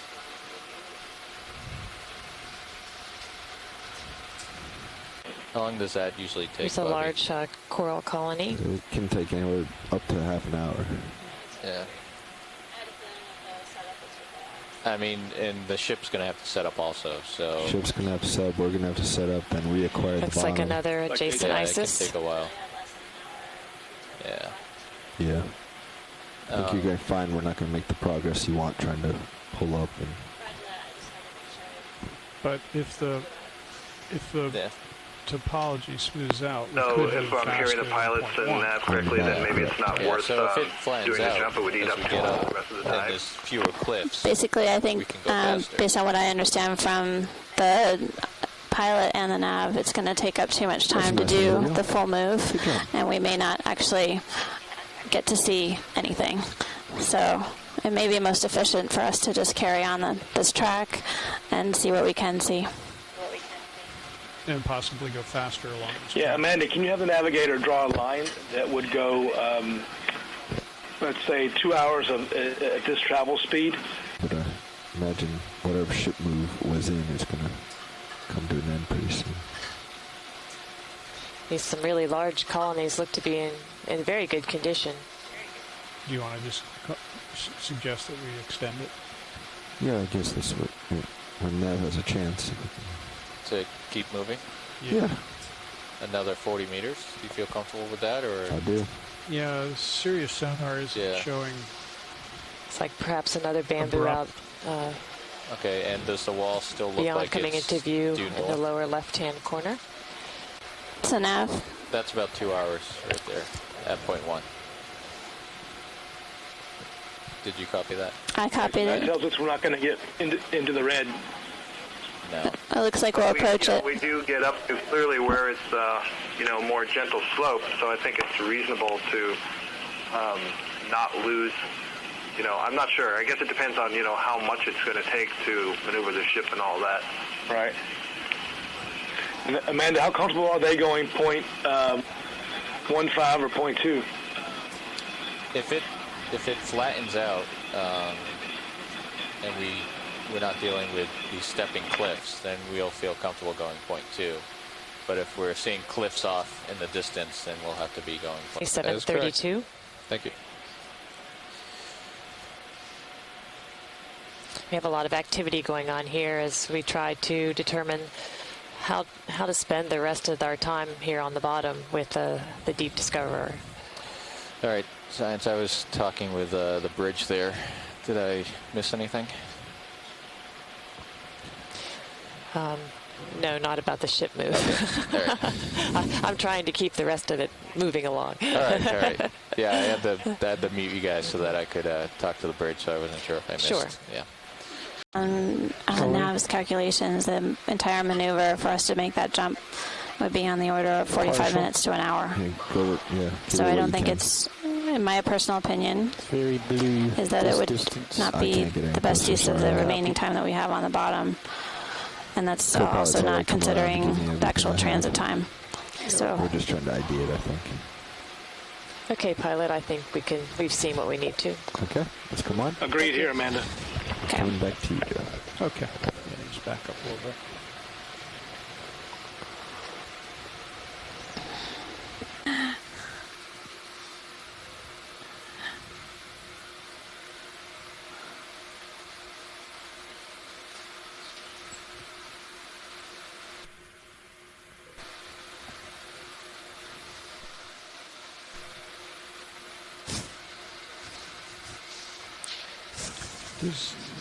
Do you still have that noise from me when I have my hand on?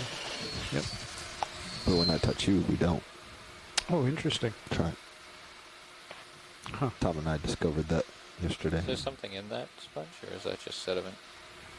looks like there's some sediment, but we have a request to go back to the quad screen on feed 3. And video, if you could go zoom on ROV as well. Zooming. Yeah, it's just sediment. I'm all the way down. It's a partial. Yeah.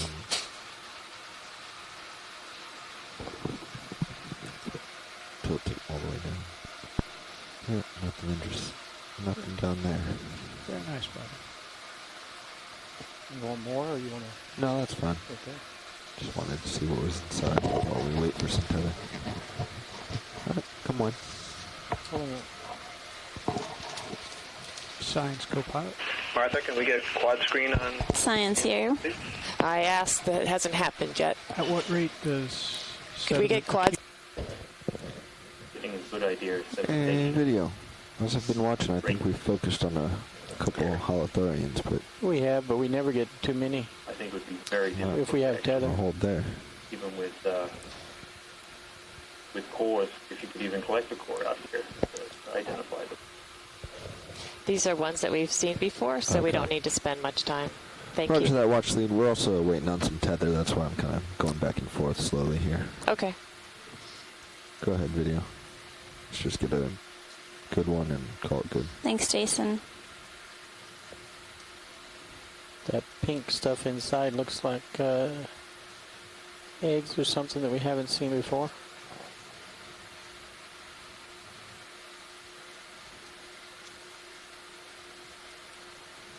Yeah. Need a hand? I got it. Did I come in too far, Roland? You were continuing to come in. That was not Go me ahead, Bridge. continuing to zoom. But I mean the light. Is that out? Yeah. Okay. Let's come on.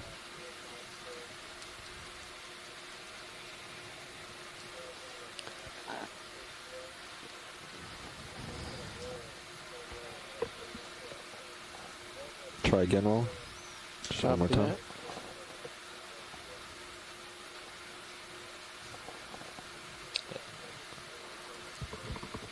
All right, thank you very much. You go all the way.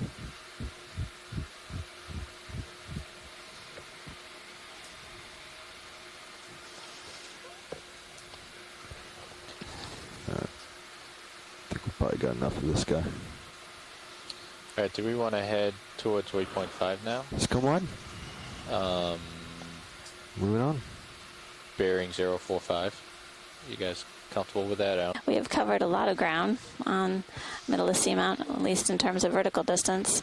We started off the dive a little over 3,200 meters, traversed along a sediment flat with interspersed with rubble, and then came upon the rock ledges as we headed upslope. What we're seeing in front of us now is much like how the dive began in some ways, with rocks and boulders of different sizes. Looks like basalt material coated in manganese, And one thing we did see downslope was what looked like carbonate rocks, and the source of those rocks is a mystery at this time.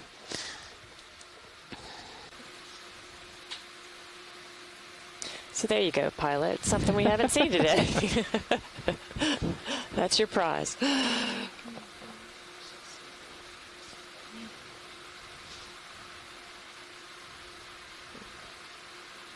Well done. See? And there, oh my goodness. Look what he's doing. We've reached sea urchin land. I like the small one there by the teeny tiny. Oh.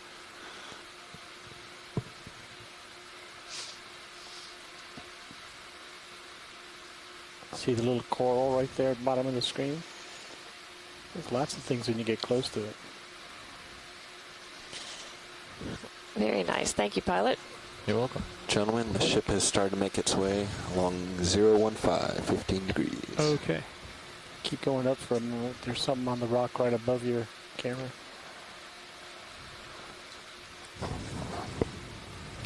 Seems like there is a pretty good current from starboard to port. See that baby crinoid there? Or, I'm sorry, holothurian on the right?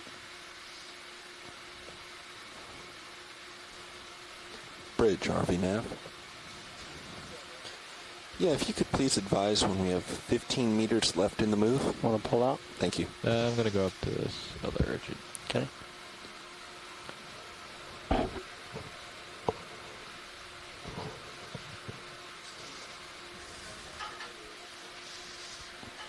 Yeah. All right, you can come wide now, Roland.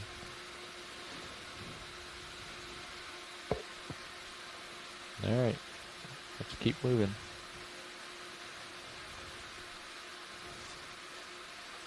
Oh, looks like to be a crinoid right of the screen.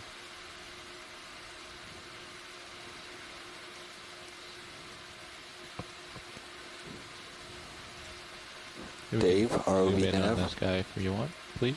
Assuming.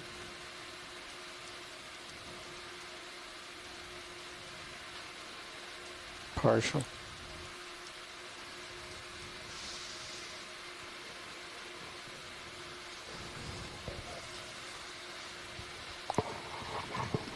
All right, let's go up to this other guy. That's good for science. Workshop, ROV nav. Where is this other guy? Is that a little anemone below and to the right of it, or is that a... There that we're... Workshop, ROV nav. Shoreside was interested in an enemy next to the... crinoid. Maybe we passed the... Was the sea anemone star? closer to the Persingid? Yeah, sorry, it's the Roger video delay. It was right underneath Jeff, the we Persingid. got about 15 meters left. Still looking good. Everything looks the same. Gonna add on another All right, 50. we can come out. Let me see if I can get that other guy. Bridge, ROV nav. Okay. Still around the backside. Some of these rocks appear really smooth, Lower corner. worn over, like they've been tumbled around in the riverbed almost. Yeah, that's right. Oh. There you go, Scott. Beautiful. Nice job. I pointed it out. It's for somebody else to ID. Isn't it living on one of those single-cell creatures? All right, pilot, when you're done imaging this, it's time to get out front again. Looks like it could be a large If you have xenophyophore. any more, really go in. That's max. All right, come out, please. We're I gotta good get for moving. science, thank Yeah, you. moving at 2/10 means we need to light the way for our co-pilot. Can, perhaps. But I just want to point out that this is important too, that we know that this kind of habitat is here, because Antipathies, platform. Oh, antipathies. All right, we can. Let me get set up here for. No, sorry, this is a C-pen. Hey, that's what I said first.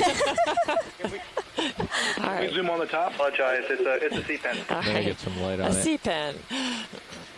Looks like it might have an All right, associate come on the on in. very top. Okay, coming in. All right, let's get focus. All right, good. Let's come up. And that's full zoom. I'm going to drift out a little bit here, but let's see if we can see what's on the top of this guy.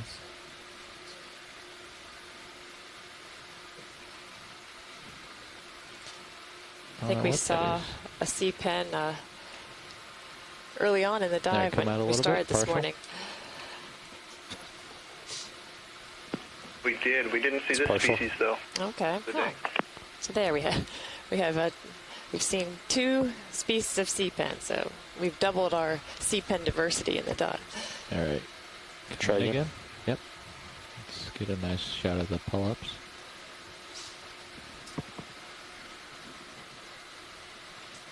That's full zoom. All right. Let's hold this for a second.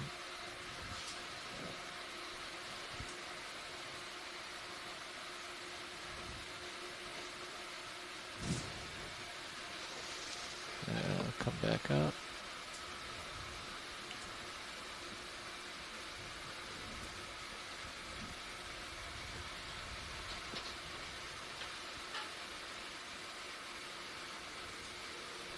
Go ahead, Bridge. All right, come out partial.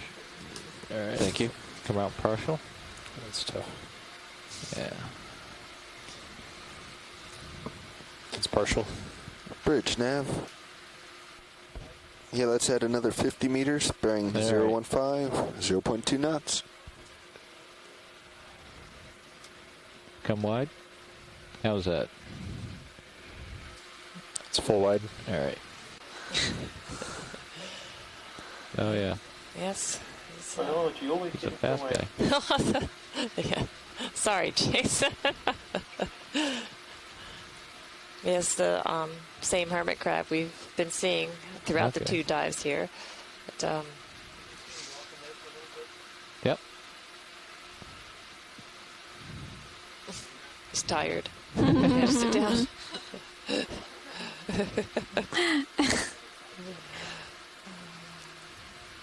Just a few more seconds, pilot. Yep. That's ROV workshop now. That's good. all right. Come out for me, please, video. I gotta. You didn't like that. That's full wide. All right. Thank you. Up ahead, we see it in the Sirius view. Oh, a fish.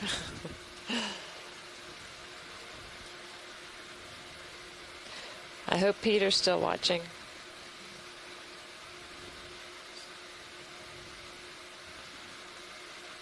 I think he's going to swim right into the camera. Yeah, another rat tail. Okay. It's a big guy. Getting bigger. He's moving in for his close-up.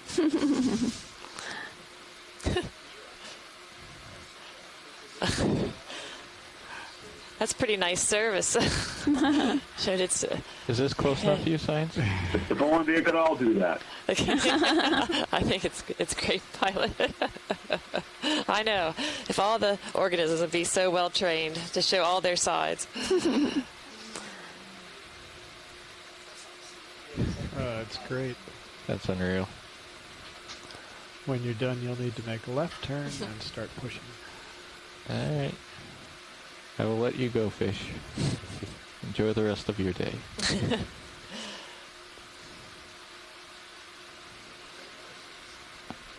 Maybe it would be better to modify the move to 040. All right, video. Yes. Let's go partial. Next one. And I'll get him in frame. Okay. Stop there. It's partial. He's running away. What was Peter saying about the backside of the fish? This one turned to give him just the shot he wanted.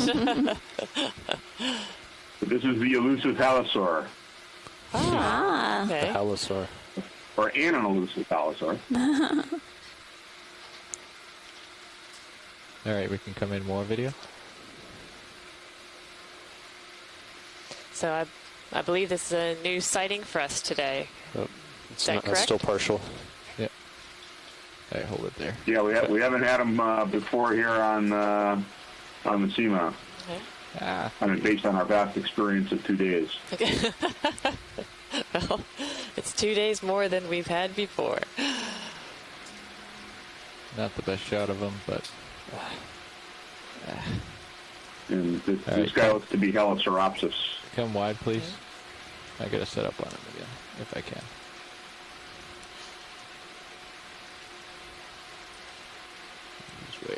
full wide. I hope you'll type that genus name in the event log. Yes. Doing it. All right, come partial. Video.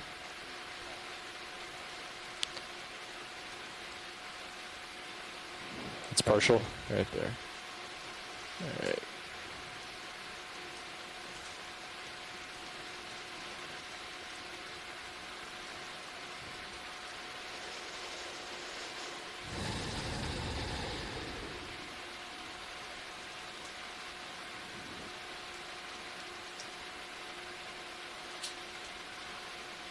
All right, come in tighter.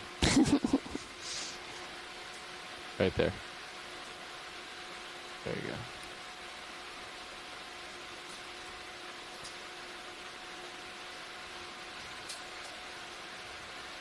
Do we know what they feed on? We'll have to ask. We'll have to ask the resident expert. Peter, are you still on the line? Yes. Yes, but too many windows to play with. What do these fish eat? They're invertebrate feeders.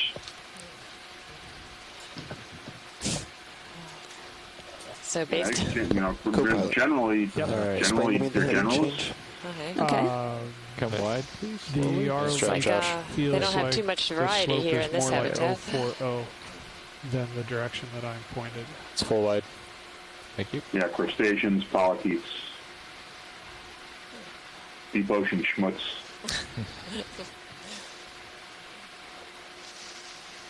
Like the direction he's pointed right now seems more upslope. Okay, thank you, pilot. Well, Mike's on the line. I'm just looking. Pilot, can we zoom in on the ridge along the sediment line? Sure. Go ahead and video.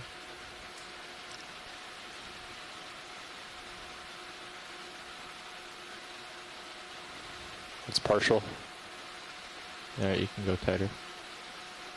Is this what they want? Is that good, Jason? Yeah, it's great. Thanks. Back it up a little bit. All right, come back out a little bit. Yeah, go ahead. All right. A few hold it right pteropod there. shells there. How far left? Roger that. You may. And whenever you're comfortable, we'd like to add on another ship move.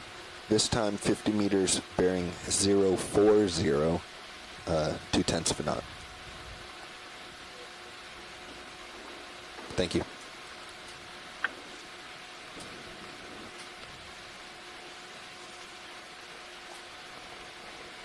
All right, come out partial.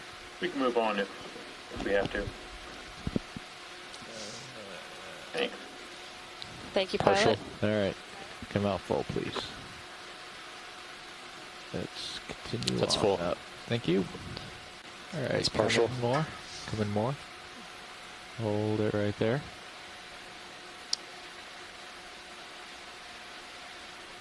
All right, we can come in tighter. Right there, right there. Yeah. Beautiful. All right. I'm being pushed by the current. Seems like the current's a bit stronger up here. All right. We're currently at 2636 meters. Come partial, please. And I believe Right there. that the Right there. top is 2400. That's right.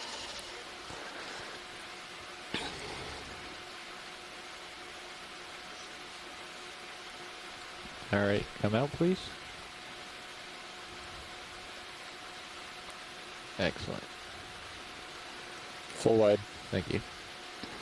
Yeah. Oh, another fish. All right. Partial video. Guys moving away. It's partial. All right, you can come in more. Hold it there. All right.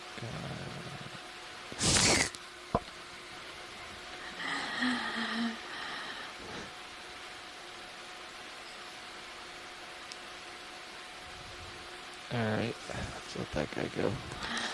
I think this may be... Nice little Cuskio.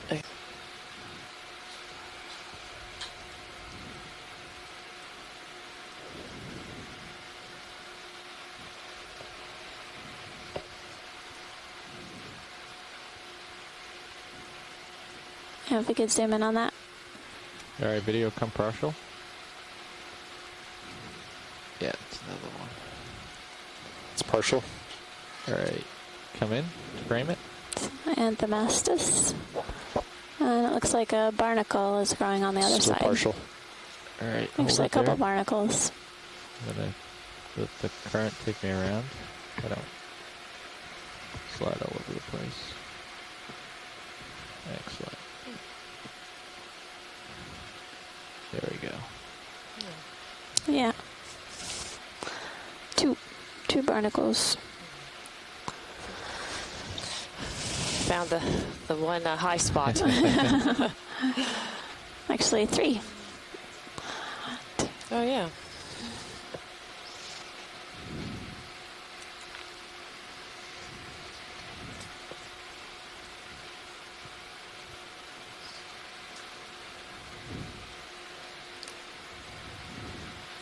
All right. There's something long to the right of that on the sediment floor. Yeah. It's full zoom. All right, thank you. I'm gonna bring it back up. Looks like that might be detritus or something. I don't know. Yeah. It's like some looking down at you. scapopod shells, perhaps. Yeah, on the right. You got a couple more seconds, and then we gotta. And there's some pteropod tests as well. All right, come out wide, please.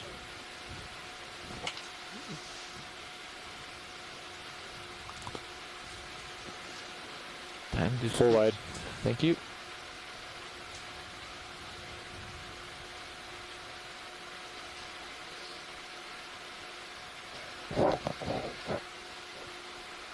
There he is. All right, go ahead. Fish.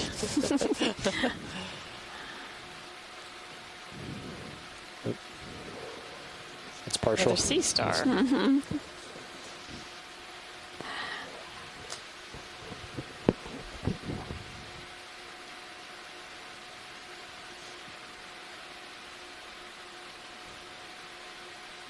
Yeah, current's pushing me to the port. And a sponge above it. I'm glad we... Looks like there's some feather dusters down below it, too. You can see the... All right. Interesting. The sea star has 6 arms. Gotta get moving. Come wide, please. Oh, yeah, another sea urchin. Almost straight down at you. Yep. That's full wide. Thank you. I'm glad we got to see one more sponge before the dive was over. There's something on that rock on the right, too. Yeah, I can't. I have to keep moving. Understand. Can't Sorry. linger just now. Can no longer linger. There's a red thing up here.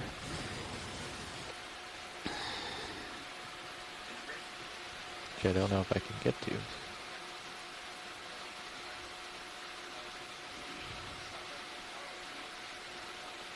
Oh, it's a sea star.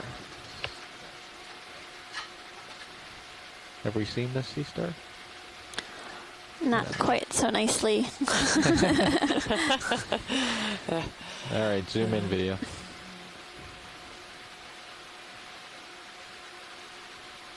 Oh, it's partial. Yeah. He's confused about the 5 thing. This gives us a much better look at the one that was sort of folded over. This one's providing its better side.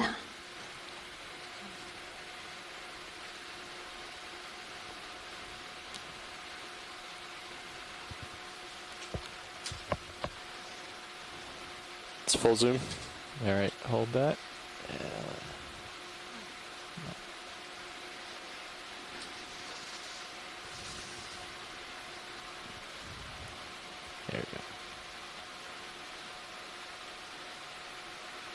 Alright, I gotta get moseying on. Alright. Sorry I couldn't get a better shot. Oh, that's great. Thanks, pilot. Full wide. I'm way out to the left, to the right.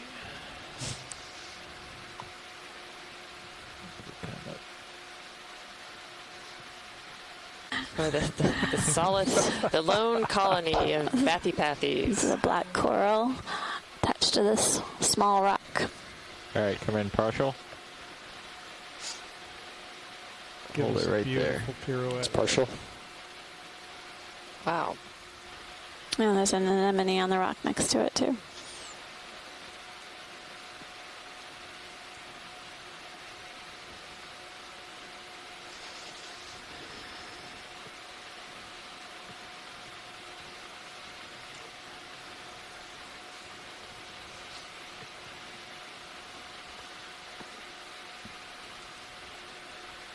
Does it look like there's mucus coming off of the branches?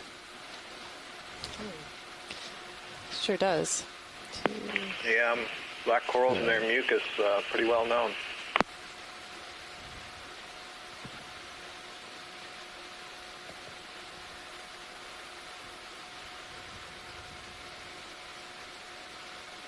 Alright, video. You can come in tight. I guess really I should say pretty well known to those who handle black corals. Absolutely. Have you been slimed before, Scott? I know I have. Have I been what before? Slimed. Oh yeah, there's a great photo on the OE website showing us holding a very large Leopathes with unbelievable amounts of snot dripping off of it.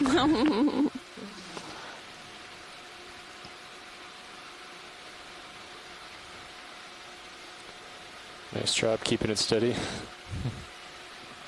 And I'm looking just about straight down at you. Alright, one more. Come out partial. I know it's pretty, but we can't stop serious. I understand. It's partial. Right. It's nice to see at least one example of bathypathes, right since we've seen several of the right. bathypathes related. 5 minutes remaining, gentlemen. Good comment. Right at the end of the dive. It's your last object, probably. Make it good. Alright. Let's come in partial on this. It's partial. There's an Anthomastus holding on. There's such a straight cut on that. Looks like someone was rock, here before us. It does, doesn't it?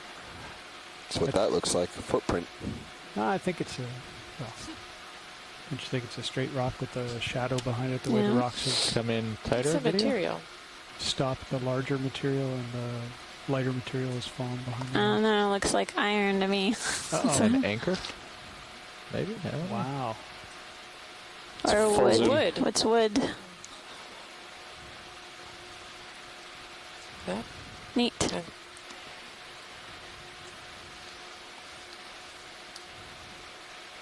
Little crab. Yeah. Got a small one on the sediment and. Bridge, Harvey, now. Can we get a really tight zoom on the one on the wood? Hey, could we zoom in on the? You're welcome to sit down, pilot, if you'd like to. Right. Yeah, can we come easy stop, please? There's also is that an isopod on the side of the wood? I can't tell. And there's also opioids on it. Alright, get as close as I can. Can you come partial for a second, video? Partial. Because you guys are so well set up, you can spend a few more minutes here. Our depth is 2595. Shore side, do you want a DVL target here? Yes, please. Great idea. Okay. Oh, I'm high up. Nav, can we drop a target here, please? We can. Thanks. This is interesting. We have not seen any woodfalls in our travels.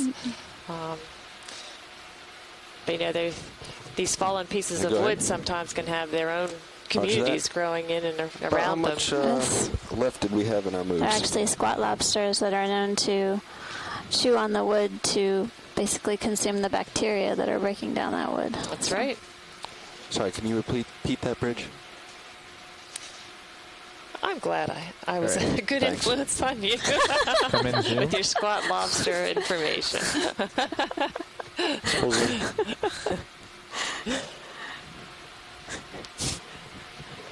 No, I'm not sure I was as good of a student with polychaetes.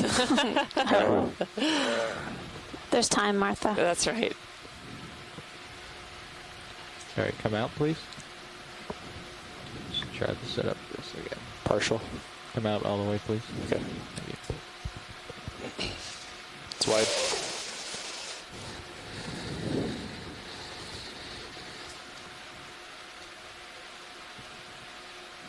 All right. Let's try this.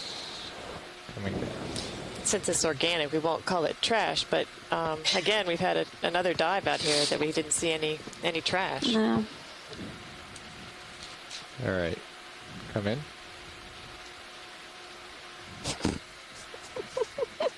It's partial. Watch the nav. Yeah, hi Nav. How's it going? Based on the log here, I can see that our last point was CAEX05_01. Yeah, go ahead. Yep. I have that only one point was dropped that was giving a official number. That's correct. Okay, this will be 02 then. Yep. And then if you could just put wood next to it, that'd be great. You got it. There's also amphipods in the deep sea that can, quote, digest wood. All right. Come on out, video. Sorry I couldn't get a better shot of Thanks. Didn't cooperate like the fish. See? I didn't see any bivalves on the wood, but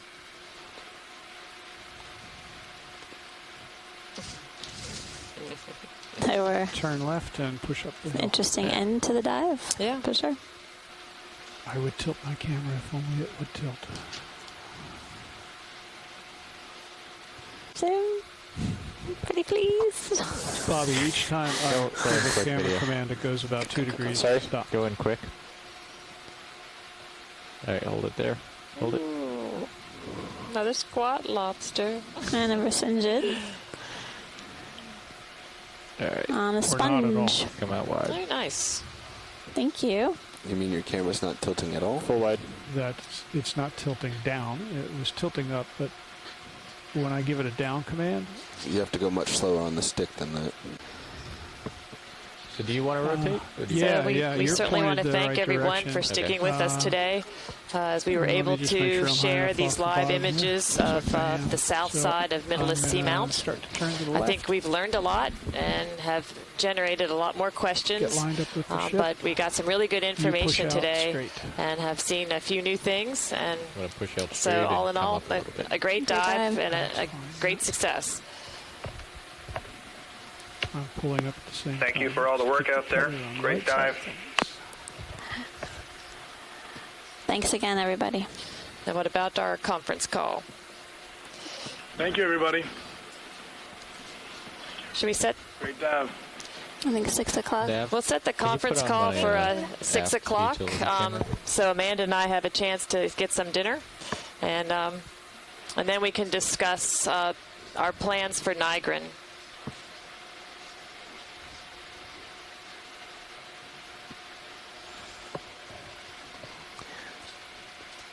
Thanks, ROV team. See you then. Enjoy your dinner. Thank you. Thanks so much.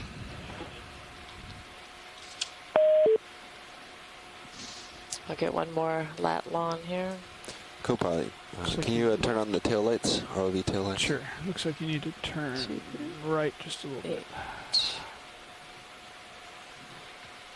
Turn right.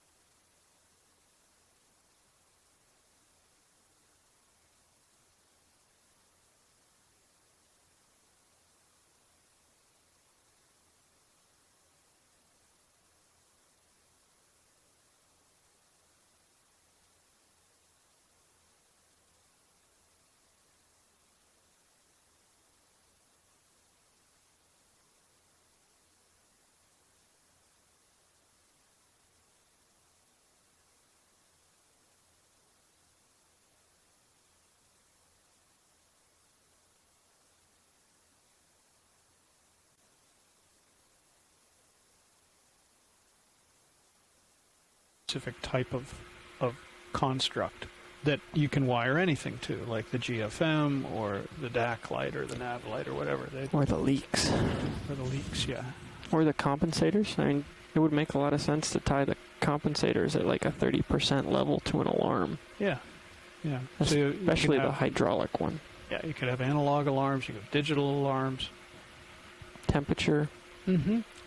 Yeah. I think that is an important rev that needs to be made. And I'm hopeful that the work that's going to be done soon on Sirius's chassis will eliminate that red light next to the GFM. Right.